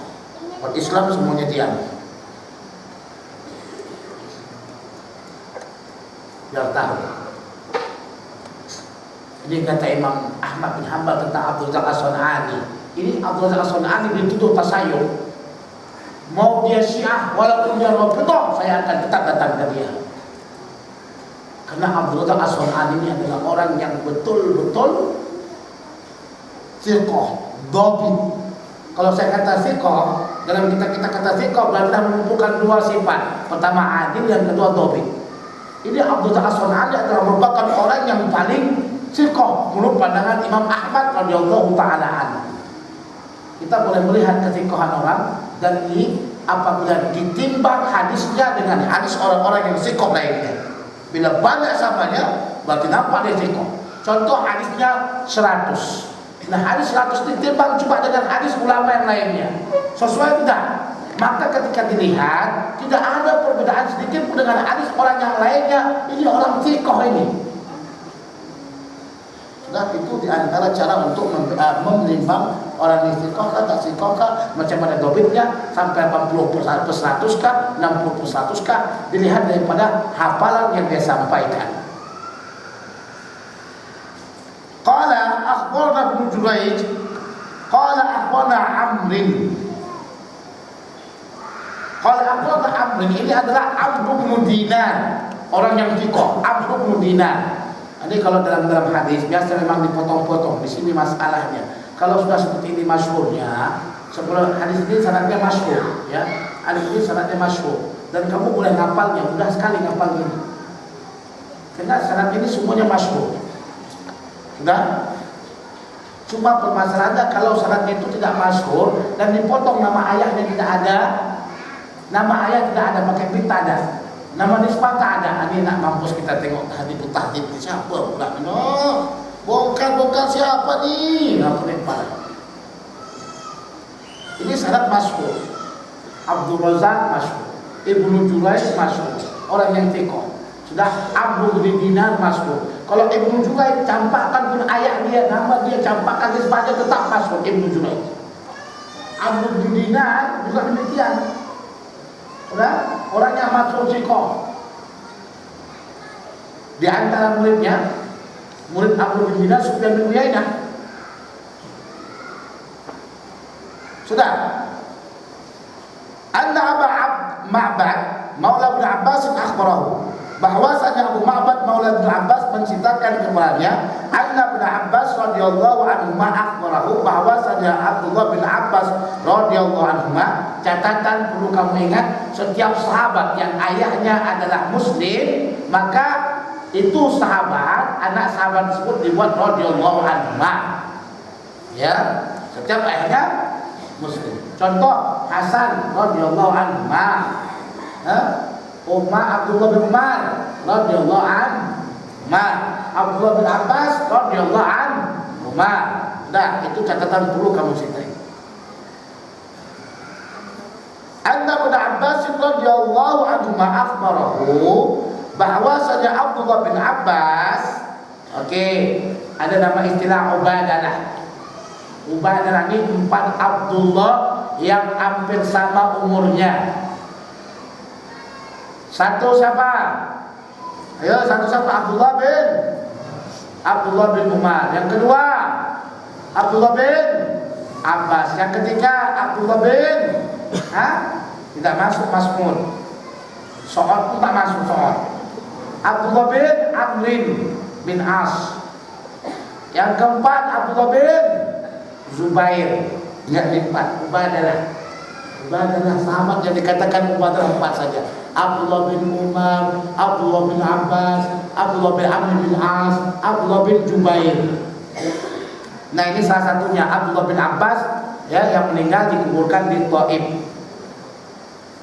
Apa katanya? Anna Rab'ah, anna tauqid. Kali tahu di tauqid. Itu taukid maknanya nak ceritakan ini benar-benar terjadi. Nah, itu guna taukid di sini. Anna raf'as sauti bidzikri, sesungguhnya mengangkat suara ketika waktu berzikir. Ya. Zikir sendiri ahadin dihni, masuk ke hati kita. Mana zikir-zikir yang sudah diahadkan, dijanjikan dan telah disebutkan oleh Nabi SAW setelah selesai sholat. Hina yang salihun nasu minal maktubati, ketika orang selesai sholat daripada sholat fardu. Kana ala ahdi Nabi sallallahu alaihi wasallam, ini adalah ada pada zaman Nabi sallallahu alaihi wasallam. Qala Ibnu Abbas, berkata Abdullah bin Abbas, kuntu a'lamu idzan sarafu bidzalika idza sami'tu. Dan saya tahu apabila mereka selesai daripada sholat, apabila aku dengar. Jadi kalau dia dengar, berarti dia tahu mereka itu selesai sholat. Nah, waqala Ibnu Abbas, berkata Abdullah bin Abbas ini seolah-olah satu hadis, seolah-olah satu sanad, tapi lain sanad. Riwayatnya Abdullah bin Abbas, tapi jalurnya lain. Riwayat ini daripada riwayat Ali bin Abdullah Al-Madini. Gurunya siapa? Gurunya Imam Bukhari. Jadi riwayat yang katanya Ibnu Abbas wa kuntu a'lamu idzan sarafu, itu riwayat daripada Ali bin Abdullah Al-Madini, daripada Sufyan bin Uyainah, daripada siapa? Amr bin Dinar, daripada siapa? Ini sangat mudah ini. Siapa? Abu Ma'bad.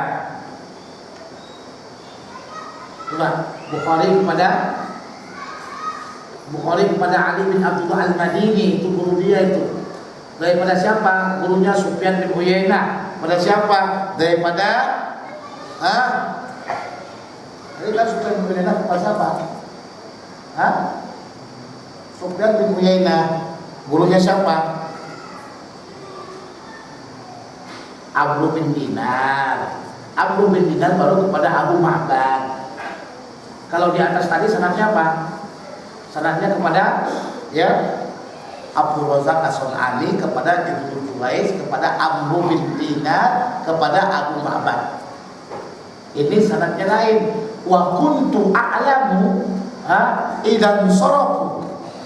Itu sanadnya daripada Ali bin Abdullah Al-Madini, daripada Sufyan bin Uyainah, siapa?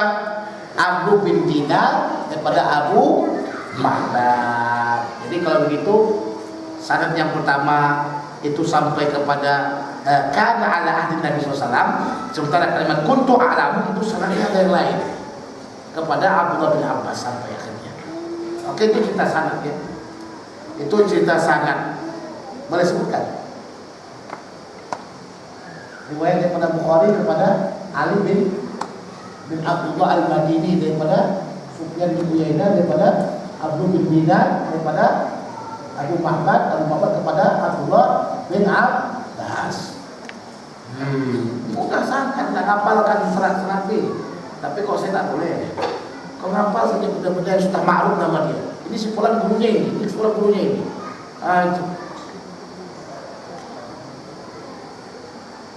Oke. Itu cerita tentang sanad tadi itu menjadikan dia dua. Yang pertama riwayat Abdul Razak kepada riwayat Ibnu Jurayj itu menjadi apa? Istilahnya dalam mustalah hadis ya namanya itu ya matbu yang diikuti. Riwayat Abdi bin Abdullah Al-Madini daripada Sufyan bin Uyainah daripada siapa? Amr bin Dinar, ini mutaba'atnya. Mutaba'at.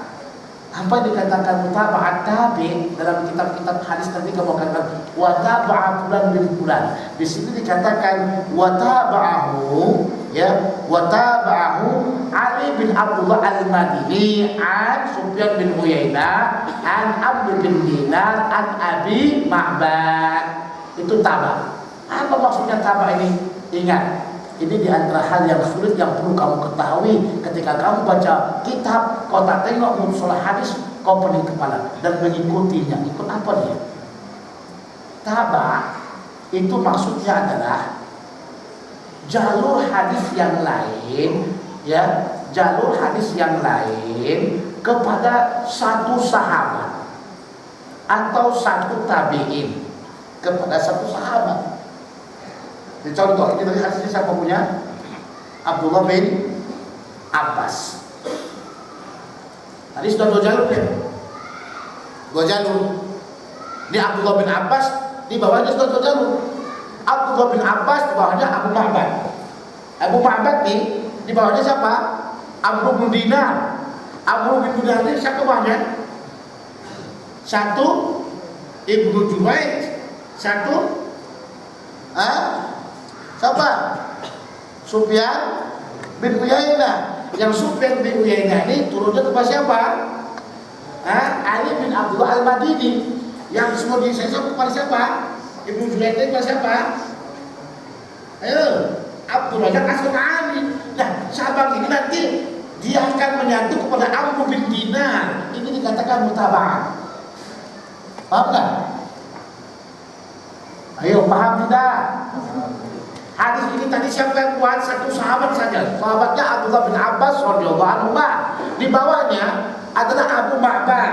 Abu Ma'bad dia punya murid namanya Amr bin Dinar. Berarti satu jalurnya cuma Amr bin Dinar, Abu Ma'bad, Abdullah bin Abbas.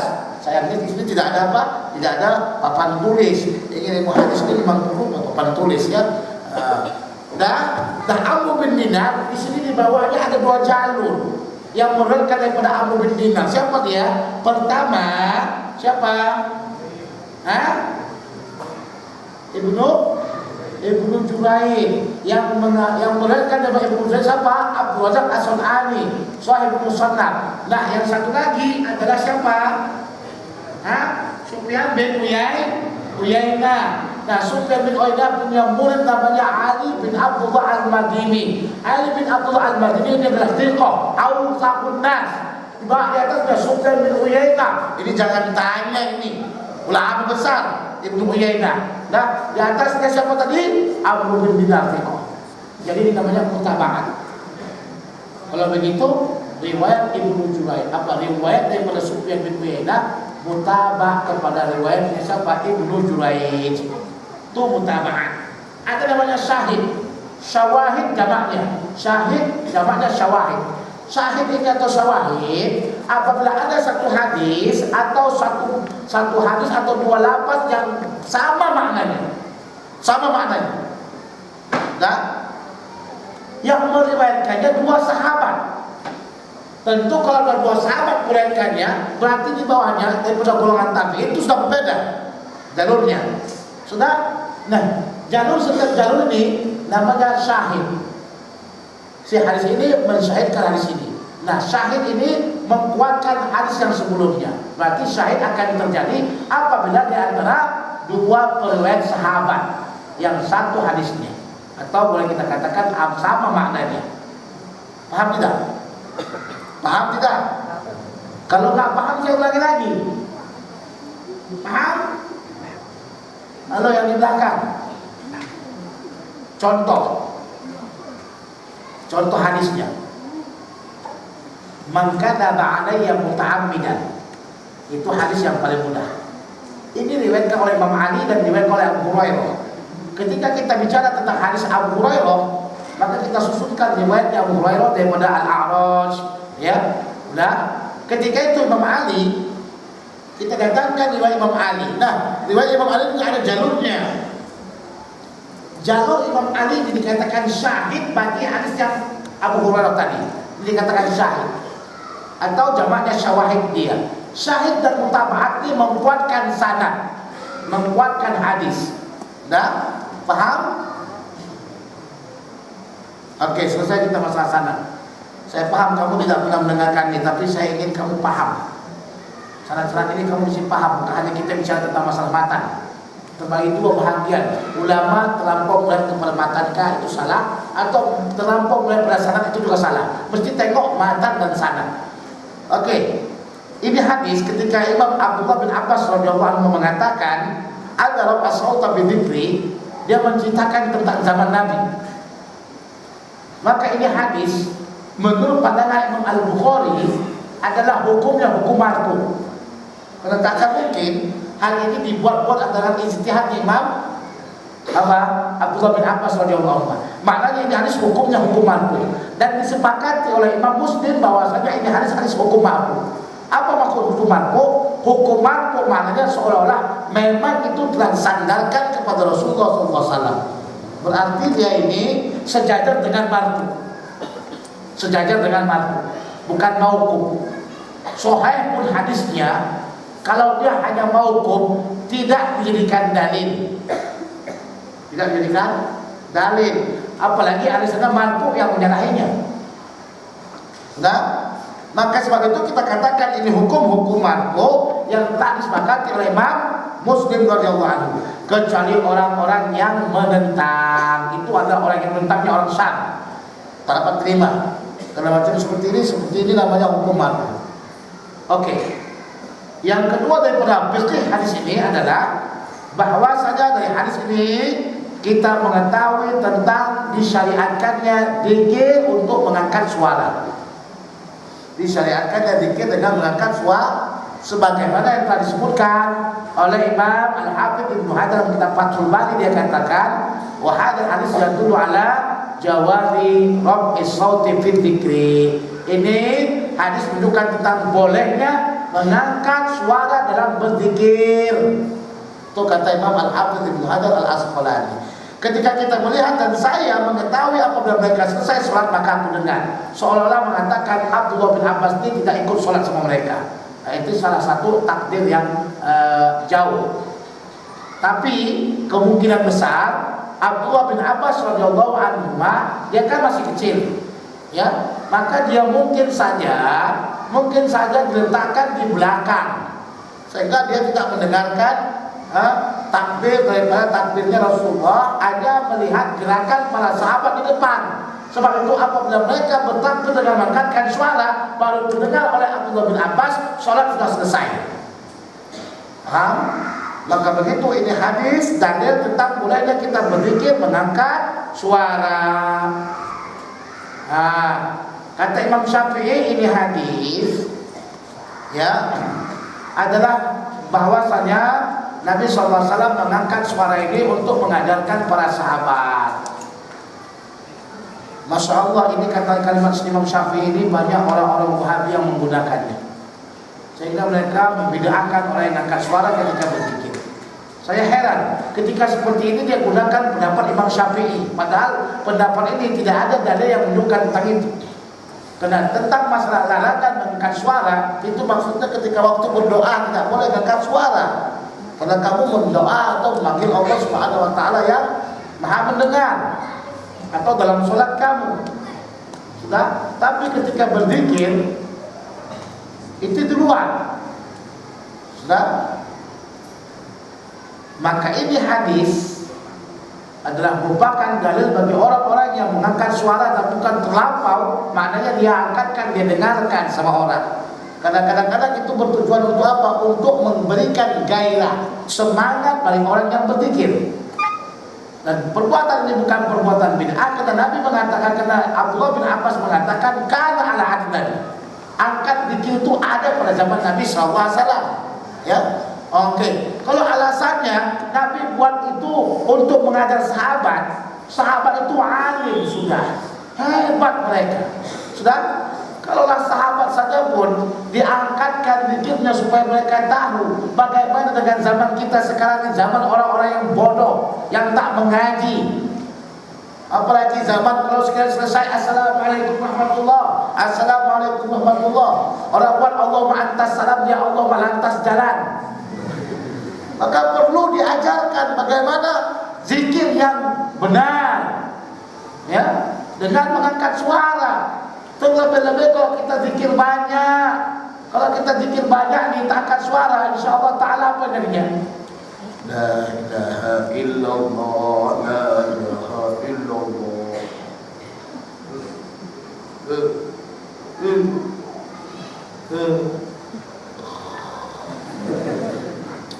Sedangkan angkat suara saja pun dah macam begitu, apalagi tak angkat suara.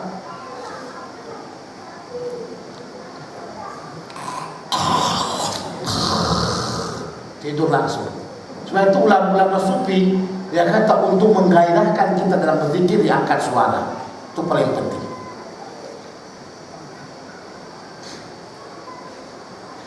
Kita lihat kadang-kadang orang mengatakan di ahli sunnah dan sebagainya, tapi banyak hadis Nabi yang mereka tak amalkan. Ini pertama, angkat suara. Kenapa kita mesti bid'ah orang? Angkat suara. Ada hadisnya. Nah, ketika orang untuk berzikir sama-sama ramai-ramai, kenapa dikatakan bid'ah? Padahal ada sahih Muslim. Bastama'a qaumun ala dzikrillah. Tidaklah berkumpul satu kaum. Kaum itu berapa? Kaum itu tak pernah kata 1, 2, 3, 4, 5 itu kata kaum. Nah, dalam mana sahih Muslim? Dalam sahih Muslim. Ini kenapa kita suka perangi orang-orang seperti ini? Sudah jam berapa ini? Hampir jam 11. Subhanallah. Tidak terasa sama saya. Sudahkah belum? Sudahkah belum? Saya rasa untuk fikihnya itu saja saya rasa ya. Untuk fikihnya. Jadi kita bicara sanadnya, kita bicara tentang mutabaatnya, atau mutabaat. Tahu mutabaat sudah? Jalur di bawah satu sahabat, itu mutabaat. Sama ada di tabi'in atau tabi'in berjalur. Oke. Saya ingin tanya, mau tambah lagi kah belum? Atau selesai kita selesai? Saya punya la ikraha fid din. Dalam agama saja pun tak boleh dipaksa, apalagi baca hadis kan? Tambah atau selesai? Tambah lagi. Oke, tambah dalam masalah. Bismillahirrahmanirrahim. Qala al-Lankati al-Azhari amba'ana. Tengok amba'ana ini untuk ijazah. Amba'ana untuk ijazah. Pada ulama-ulama mutaakhirin kalau disebutkan amba'ana berarti ijazah. Amba'ana al-alamatul muhaddits Syekh As-Said Ahmad Umar Hashim Al-Azhari. Ini adalah guru saya, seorang sufi yang besar, yang berani dengan bintang, ulama yang tidak takut kecuali kepada Allah. Qala Abad al-Alama Syekh Muhammad Yasin bin Muhammad Isa Al-Fadani Al-Makki. Al-Alamatul Muhammad. Al-Muhammad berapa tahun? 80 tahun ke? Al-Qadhi Husain bin Ali Al-Umari As-Sun'ani. Al-Sayyid Ismail bin Muhsin bin Abdul Karim Ishaq. Al-Alama Al-Faqih Qadhi Muhammad bin Ali Asy-Syaukani. Sahib kitab Nailul Awtar. Al-Sayyid Ali bin Ibrahim bin Ali bin Ahmad bin Amir Asy-Syahid. Al-Hamid bin Hasan Syakir. Al-Sayyid Ahmad bin Yusuf bin Husain bin Hasan bin Qasim. Al-Sayyid Ibrahim bin Qasim bin Muayyad. Al-Sayyid Husain bin Ahmad Zabarah. Al-Abdul Aziz bin Muhammad bin Abdul Aziz Al-Habsyi. Al-Abihi Muhammad bin Abdul Aziz. Al-Abdul Wahab bin Abdul Haq Al-Habsyi. Al-Ali bin Muhammad Al-Walidi. Al-Akhihi Ahmad bin Muhammad. Anil Allamah Al-Faqih Ahmad bin Muhammad bin Hajar Al-Haytami. Jadi istilah kalau kita kata Ibnu Hajar Al-Faqih, ya, Ibnu Hajar Al-Faqih. Anil Allamah Al-Hafidh Jalaluddin As-Suyuti. Anil Allamah Alamuddin Salih bin Sirajuddin Al-Bulqini. An walidi Syekhul Islam Al-Mujtahid Sirajuddin Al-Bulqini. An Jamaluddin Abi Ali Abdul Rahim bin Abdullah Al-Ma'ruf bin Syahid Al-Jaish. An Ismail bin Abdul Qawi. An Abi Qasim Hibatullah bin Ali Al-Musairi. An Ummul Kiram Karimah binti Ahmad bin Muhammad Al-Marwaziyah. Ini pesan message khusus untuk perempuan ini. Nampak para ummahat Ummul Kiram Karimah binti Ahmad. Maknanya di sini ini perempuan seorang musnidah yang kita kurangkan sekarang. Saya sampai sekarang susah nak cari musnidah yang berada di Malaysia dan Indonesia. Jadi tinggal bagaimana cara mencetak musnidah ni. Maknanya kau kalau kahwin nanti jangan kau tinggalkan istri mengaji, kau ngaji istri mengaji. Baca hadis, dia baca hadis, sama-sama baca hadis. Saya pun sudah mulai insyaAllah di rumah. Kan saja apa tak berjihad untuk baca hadis. Jadi kalau sekiranya saya mati, dia berangkat kepada saya insyaAllah. Itu dia. Sudah. Nanti kita dimulaikan hadis juga. Daripada siapa? Daripada suaminya kan, daripada guru-gurunya kan, begitu. Seperti Syekh saya, walaupun dia tidak saya jumpa, tapi dapat ijazah daripada langsung daripada Syekh Said Malik bin Arabi As-Sanusi, Malikah Fatimah, Ratu Fatimah Asy-Syifa, ratunya Libya. Dia punya riwayat daripada ayahnya dan suaminya. Jadi tolong kita wujudkan ini. Perempuan-perempuan punya riwayat, coba andalkan, hebatkan ilmu hadis secara riwayat, kemudian buat majlis hadis. InsyaAllah yang ada punya riwayat, ambil sama mereka. Mungkin kalau saya juga jarang-jarang sekali jumpa sama Umi, istri pada Syekh kita, Syekh Nuruddin. Mungkin beliau punya riwayat daripada guru-guru yang lain. Coba tanya dulu. Itu Syekh Yasin Padang, istrinya orang Banjar. Ketika kami meminta dulu sama istrinya, dia kata masih banyak ulama besar, guru-guru yang lain, minta sama mereka sajalah. Sehingga kami tidak dapat daripada Syekh istrinya, saya Padang. Jadi ketika sekarang, dulu masih ada Abu Alawi Hamid Al-Kab, murid besarnya Syekh Padang. Mungkin sebab itulah istri beliau ya segan untuk memberikan hadis itu kan, ijazah. Sekarang sudah meninggal semuanya. Syekh Said Abu Alawi Hamid Al-Kab meninggal, Syekh Ahmad Jamhuri meninggal, Syekh Ahmad Damanhuri Al-Bantani meninggal. Ulama-ulama besar Indonesia di Mekah semua kebanyakan sudah meninggal. Kebanyakan kita orang Indonesia semua tukang dorong saudara. Gaib, tawik. Kalau suyuk sudah tidak ada lagi. Ya, itu kita sedihkan. Kalau Malaysia sudah lama tidak ada orang Malaysia di sana yang bermukim di Makkah Al-Mukarramah. Ya, kalau ahli Thailand, kebanyakan ahli Thailand ini orangnya semuanya sibuk dengan nahwu dan sorab. Nahwu, fiqih, tidak sibuk dengan riwayat. Jadi kalau kamu sampai ke Mekah, jangan sibuk-sibuk lagi jadi mutawif dia, sibuk mengaji lah. Pulang dari Mekah, bukan hadatsana qala berapa rialmu.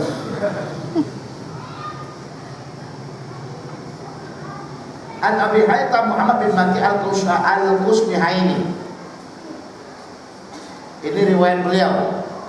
Qala akhbarana Abu Abdullah Muhammad bin Yusuf al-Farabri qala akhbarana al-Imam al-Hafidh Abu Abdullah Muhammad bin Ismail al-Bukhari qala haddatsana Adam bin Abi Iyas qala haddatsana Syu'bah an Abdullah bin Abi Safar wa Ismail. Berarti cabang dua ini. Kalau kita gunakan riwayat Abi Safar, berarti Ismail ini mutabaatnya. Ya kan?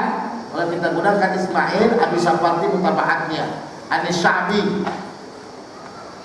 Tengok, tadi Syu'bah di bawahnya ada, di atasnya ada Abi Safar namanya. An Abdullah bin Abi Safar wa Ismail. Daripada Abdullah bin Abi Safar satu, yang kedua Ismail. Syu'bah Abdullah bin Abi Safar bawa ke atasnya sini, baru ke atas Ismail. Ini 2 jalur. Sudah 2 jalur, berarti Ismail ini mutabah daripada Abdullah bin Abi Safar. Dan 2 jalur disatukan lagi di mana? Daripada Sya'bi. 1 jalur kepada Abdullah bin Amr bin As radhiyallahu taala anhu. Ali Nabi sallallahu alaihi wasallam, daripada Nabi sallallahu alaihi wasallam qala al-muslimu man salimal muslimuna min lisanihi wa yadihi wal muhajiru man hajara ma nahallahu anhu. Al-muslimu, orang muslim itu adalah barang siapa orang-orang muslim lainnya merasa aman dari kejahatan lidah dan tangannya. Dan orang muhajir itu adalah orang yang menjauhi apa yang Allah larang daripadanya. Fikih hadis ini adalah alif lam ang ada di sini namanya alif lam al-kamal, menciptakan tentang kesempurnaan. Maknanya muslim yang sejati itu, muslim yang sempurna itu bagaimana? Ada dia muslim dia mencuri, ada dia muslim dia mukul orang, ada dia muslim dia sepak orang kan, ada dia muslim fitnah orang, macam-macam. Asalkan orang bergerak langsung mulutnya fitnah, pergi kemana-mana orang langsung mulutnya fitnah. Jadi saya punya guru Syekh Mahmuddin Pasaribu. Syekh Mahmuddin Pasaribu karena dia keinginannya baca kitab Ihya Ulumuddin di Mustafa Wiyah Purbabaru, tempat pesantren saya di Mustafa Wiyah Purbabaru. Itu orang Mandailing itu, Manadi Mandailing. Sudah, maka dia berangan ingin pergi ke Iran. Maka pergi dia ke Iran. Ketika dia bodoh kata pergi ke Iran untuk berjalan ke makam Imam Ghazali, karena Imam Ghazali itu makamnya ke Iran. Tapi kau bilang pula Imam Ghazali Syiah lah. Itu orang gila dengan Syiah, sikit-sikit Syiah, sikit-sikit Syiah. Kurang sudah kita gila itu dah. Tahu tak? Asal orang pergi ke Iran kita Syiah. Asal orang gambar begini Syiah. Asal orang buat maulid Nabi Syiah. Itu dah setengah gila orang itu mungkin ya, wallah alam. Jadi datanglah orang membuat dalam Facebook tu kata, apa dah Syiah kan pergi kemarin ke apa ke Iran. Ya seorang pergi ke Iran ke Syiah kan. Masih banyak lagi itu situ ahli sunnah wal jamaah di Iran. Dia tahu. Karena itu dulu negara apa? Negara ahli sunnah wal jamaah. Cuma Iran sekarang tak megangnya. Yang Iran itu apa? Notabene itu adalah Syiah. Itu banyak ulama-ulama besar ahli sunnah, sufi-sufi banyak dikumpulkan di sana. Jadi kalau kau pergi ke sana, jangan kau tebar-tebarkan dalam Facebook, nanti kau dikata orang Syiah. Paham ke tak? Itu tukang fitnah, mulut tak belajar namanya. Yang belajar cuma otaknya, mulut tak belajar. Jadi muslim yang sejati adalah muslim yang apabila muslim lainnya merasa aman daripada kejahatan mulut dia, dari fitnah dia, dari permatian dia, penghinaan dia, cercaan dia, bohongan dia. Berapa lebar mulutmu? Berapa lebar? Gak pernah diukur. Mana? Sudah berapa umur? 21 tahun dah pernah mengukur mulut. Berapa mulutmu lebarnya? Gak tahu juga. Kalau segini besarnya berapa kiranya? Ayo, segini besarnya itu berapa kiranya? Berapa sentimeter? Hah? Ada 20 segini ya. Ini apa ini? 5-6 kali 5-6 cm. Besar kan tak? Panjang kan tak? Lebar kan tak? Tidak. Tapi 5-6 cm itulah yang memasukkan kau ke dalam neraka. Maaf, minta maaf. Kemaluan, kejahatannya pada zina kan? Satu je kan? Mata, kejahatan pada kau tengok yang haram. Satu aja. Betul tak? Kuping, kau dengar benda yang haram. Nah, itu satu aja itu. tangan mungkin 2-3, tapi mulut dosa dia banyak. 1, berdusta. 2, menghina. 3, mencerca. 4, memaki. 5, adu domba. 6, apa lagi? 14 kali itu. Apa lagi? Bapak? Memfitnah. Dia adu domba, fitnah. 7, 8. Ayo kamu nggak tahu kau selalu kau buat. Wadab. Itu kodam-kodam semuanya keluar itu, fitnahnya, makinya, itu kodam. Kodam itu dalam hati. Apa lagi? 9, ayo.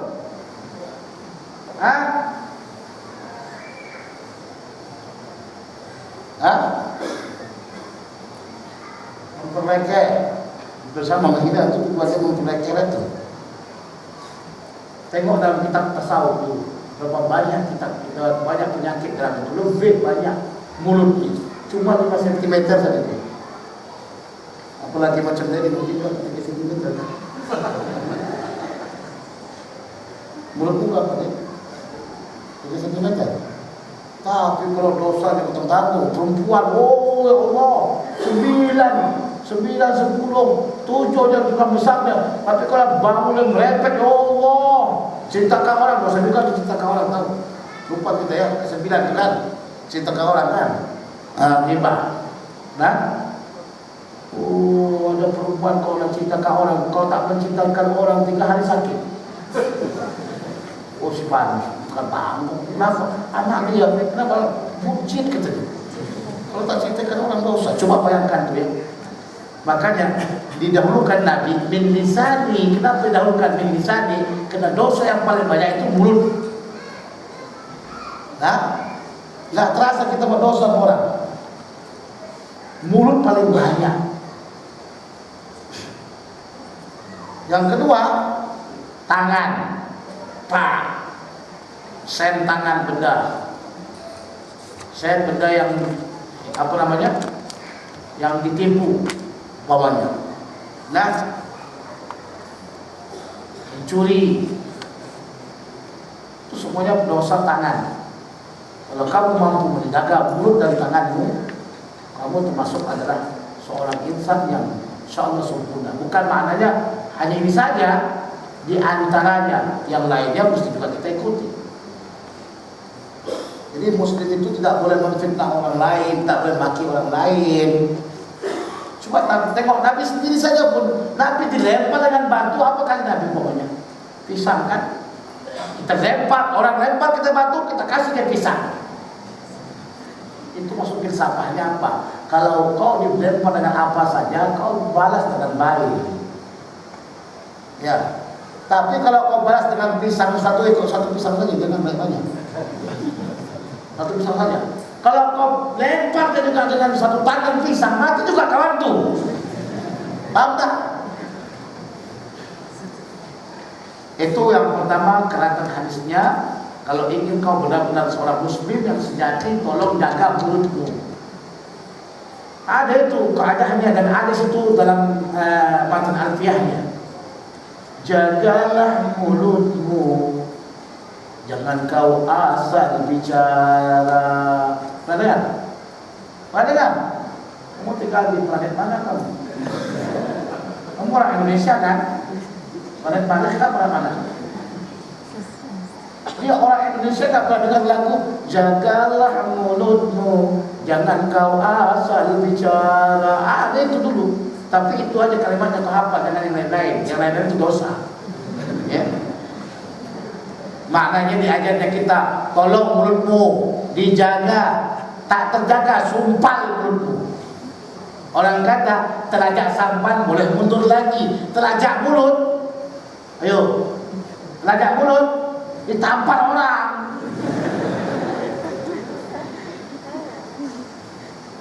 Wal muhajir, dan orang yang muhajir, orang yang mananya dia ingin berpindah kepada kebaikan, adalah orang yang menjauhi segala larangan Allah Subhanahu wa taala. Maknanya kalau itu mesti dia punya ilmu. Mana-mana yang Allah larang, mana Allah larang jauhkan. Kalau kita kumpulkan segala yang Allah larang, semua larangan itu kembali kepada mudarat. Setiap yang mudarat berarti haram. Setiap yang memudaratkan berarti haram. Maka jauhkanlah yang memudaratkan. La darara wa la dirara. Ya. Jangan kita jadikan diri kita ini kepada benda-benda yang membinasakan. Setiap yang mudarat itu haram. Berarti kita ini muhajir. Maka jauhkan hal-hal yang haram, yang semuanya kembali kepada mudarat. Coba tengok, kamu mana-mana yang haram, apa disebutkan? Khamar, merusakan khamar, merusakan akal. Judi, menghabiskan uang. Apa lagi? Zina, ada mudaratnya. Pertama hancurkan nasab, yang kedua penyakit sifilis, penyakit singa. Tahu singa? Tahu singa tak? Beliau ini tinggalnya di planet Marikh, tidak tahu dia penyakit itu. Penyakit singa, penyakit sifilis, penyakit AIDS dan sebagainya. Itu zina. Nah, apalagi larangan Allah SWT, riba, memperbodoh orang lain, menipu orang lain dengan riba. Apalagi yang haram-haram, apa lagi? Kau tak tahu? Mencuri, merugikan orang lain. Apa lagi? Membunuh orang lain. Maksudnya menghilang nyawa orang lain. Rugi orang itu. Enggak. Apa lagi? Kamu tinggal di mana? Baru disebutkan membunuh. Itu ada nanti kalau kau pergi ke Kuala Lumpur, ada alat untuk mendengar kuping itu.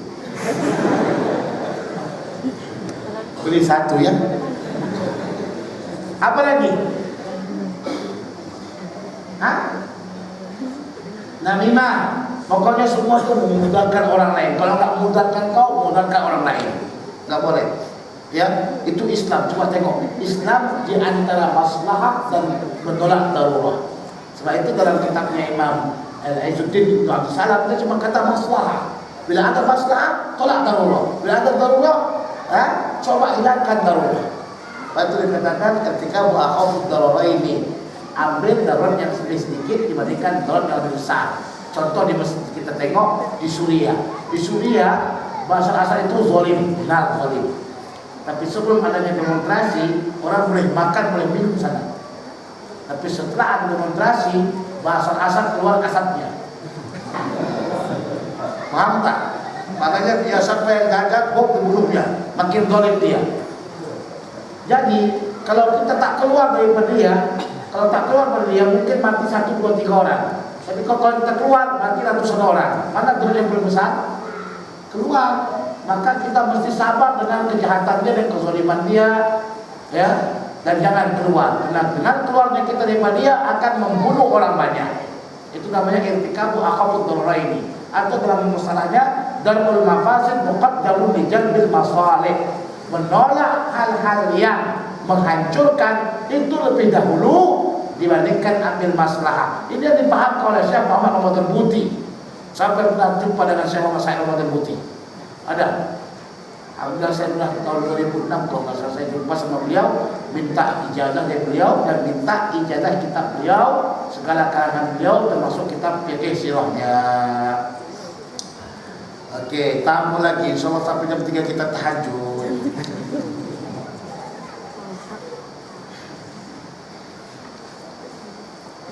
Qala al-Angkati al-Azhari akhbarani al-Allamah al-Muhaddits Syekh Muhammad bin Mahmud Hashim al-Azhari an al-Allamah Syekh Muhammad bin Alawi bin Abbas al-Maliki al-Azhari an Syekh Hasanain Makhluq al-Basri al-Azhari wallahu subhanahu wa ta'ala. Ini bukan saya main-main. Sunnah hukumnya baca sedikit hadisnya atau baca kitab sedikit baru tutup. Pernah dengar gitu? Nah kamu tengok guru kamu kalau mau baca, mau sebelum tutup dia akan baca sedikit baru dia tutup. Benar? Itu sunnah. Sunnahnya para ulama. Ya, mudah-mudahan sampai situ. Kalau kau tutupkan habis cerita tutup langsung ya. Sampai kiamat tutupkan ada bersama-sama. Jadi mohon maaf cuma 2 hadis yang kita boleh baca ini, tapi saya inginkan kamu terbuka otak kita untuk mustalah hadis ini sangat luas sekali. Ya. Insyaallah taala besok semalam. Ini tanggal berapa ya? 24. Di mana? Senin malamnya. Tanggal berapa? Tanggal 26. Tanggal malamnya Senin itu saya akan baca kitab Baiquniyah. Kitab Baiquniyah, nama kitabnya Fawaidul Husniyah fi syar'i Baiquniyah, fi syar'i nizam Baiquniyah. Kitab yang saya buat sendiri syarahnya, saya kumpulkan sendiri syarahnya agar dimudahkan oleh para murid-murid saya untuk membaca kitab Baiquniyah. Sangat penting mustalah. Kamu sekarang sama orang-orang Wahabi, tapi kamu bodoh dengan mustalah hadis. Sama aja. Kamu mesti kuasai mustalah hadis. Ya, kuasai mustalah hadis. Paling sedikit kamu hafal Baiquniyah, habis hafal Baiquniyah kau bacalah matan Alfiyah As-Suyuti, Alfiyatul Athar ya. Ilai hamdu wa ilai astalib wa mayanuhu fa'alai a'tamid. Itu sampai mau datang silahkan di mana puncak alam daya. Puncak alam insyaallah setelah maghrib kan.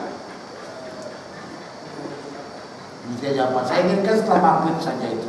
Isya boleh kita biarkan. Laula asyqa ala ummati la amartum bi ta'khir al-isya. Itu dia namalkan itu. Tapi namalkan ta'khir isya itu dengan ilmu.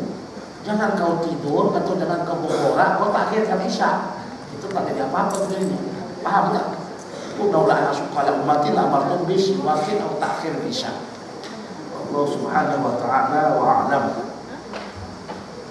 أعوذ بالله من الشيطان الرجيم بسم الله الرحمن الرحيم الحمد لله رب العالمين والصلاة والسلام على أشرف الأنبياء والمرسلين سيدنا محمد وعلى آله وصحبه أجمعين ربنا انفعنا بما علمتنا رب علمنا الذي ينفعنا رب فقه لنا وقربات لنا في ديننا وعن قتل أنت وذكر اللهم إنا نعوذ بك من علم لا ينفع وقلب لا يخشع وعمل لا يطاع ودعاء لا يسمع وعند تدمع اللهم علم الحق حقا وارزقنا اتباعه وارنا الباطل باطلا وارزقنا اجتنابه اللهم اختم اجرنا يا رب واسع الخاتمه ولا تختم اجرنا يا رب واسع الخاتمه صلى الله على سيدنا محمد النبي الامي وعلى اله وصحبه وسلم.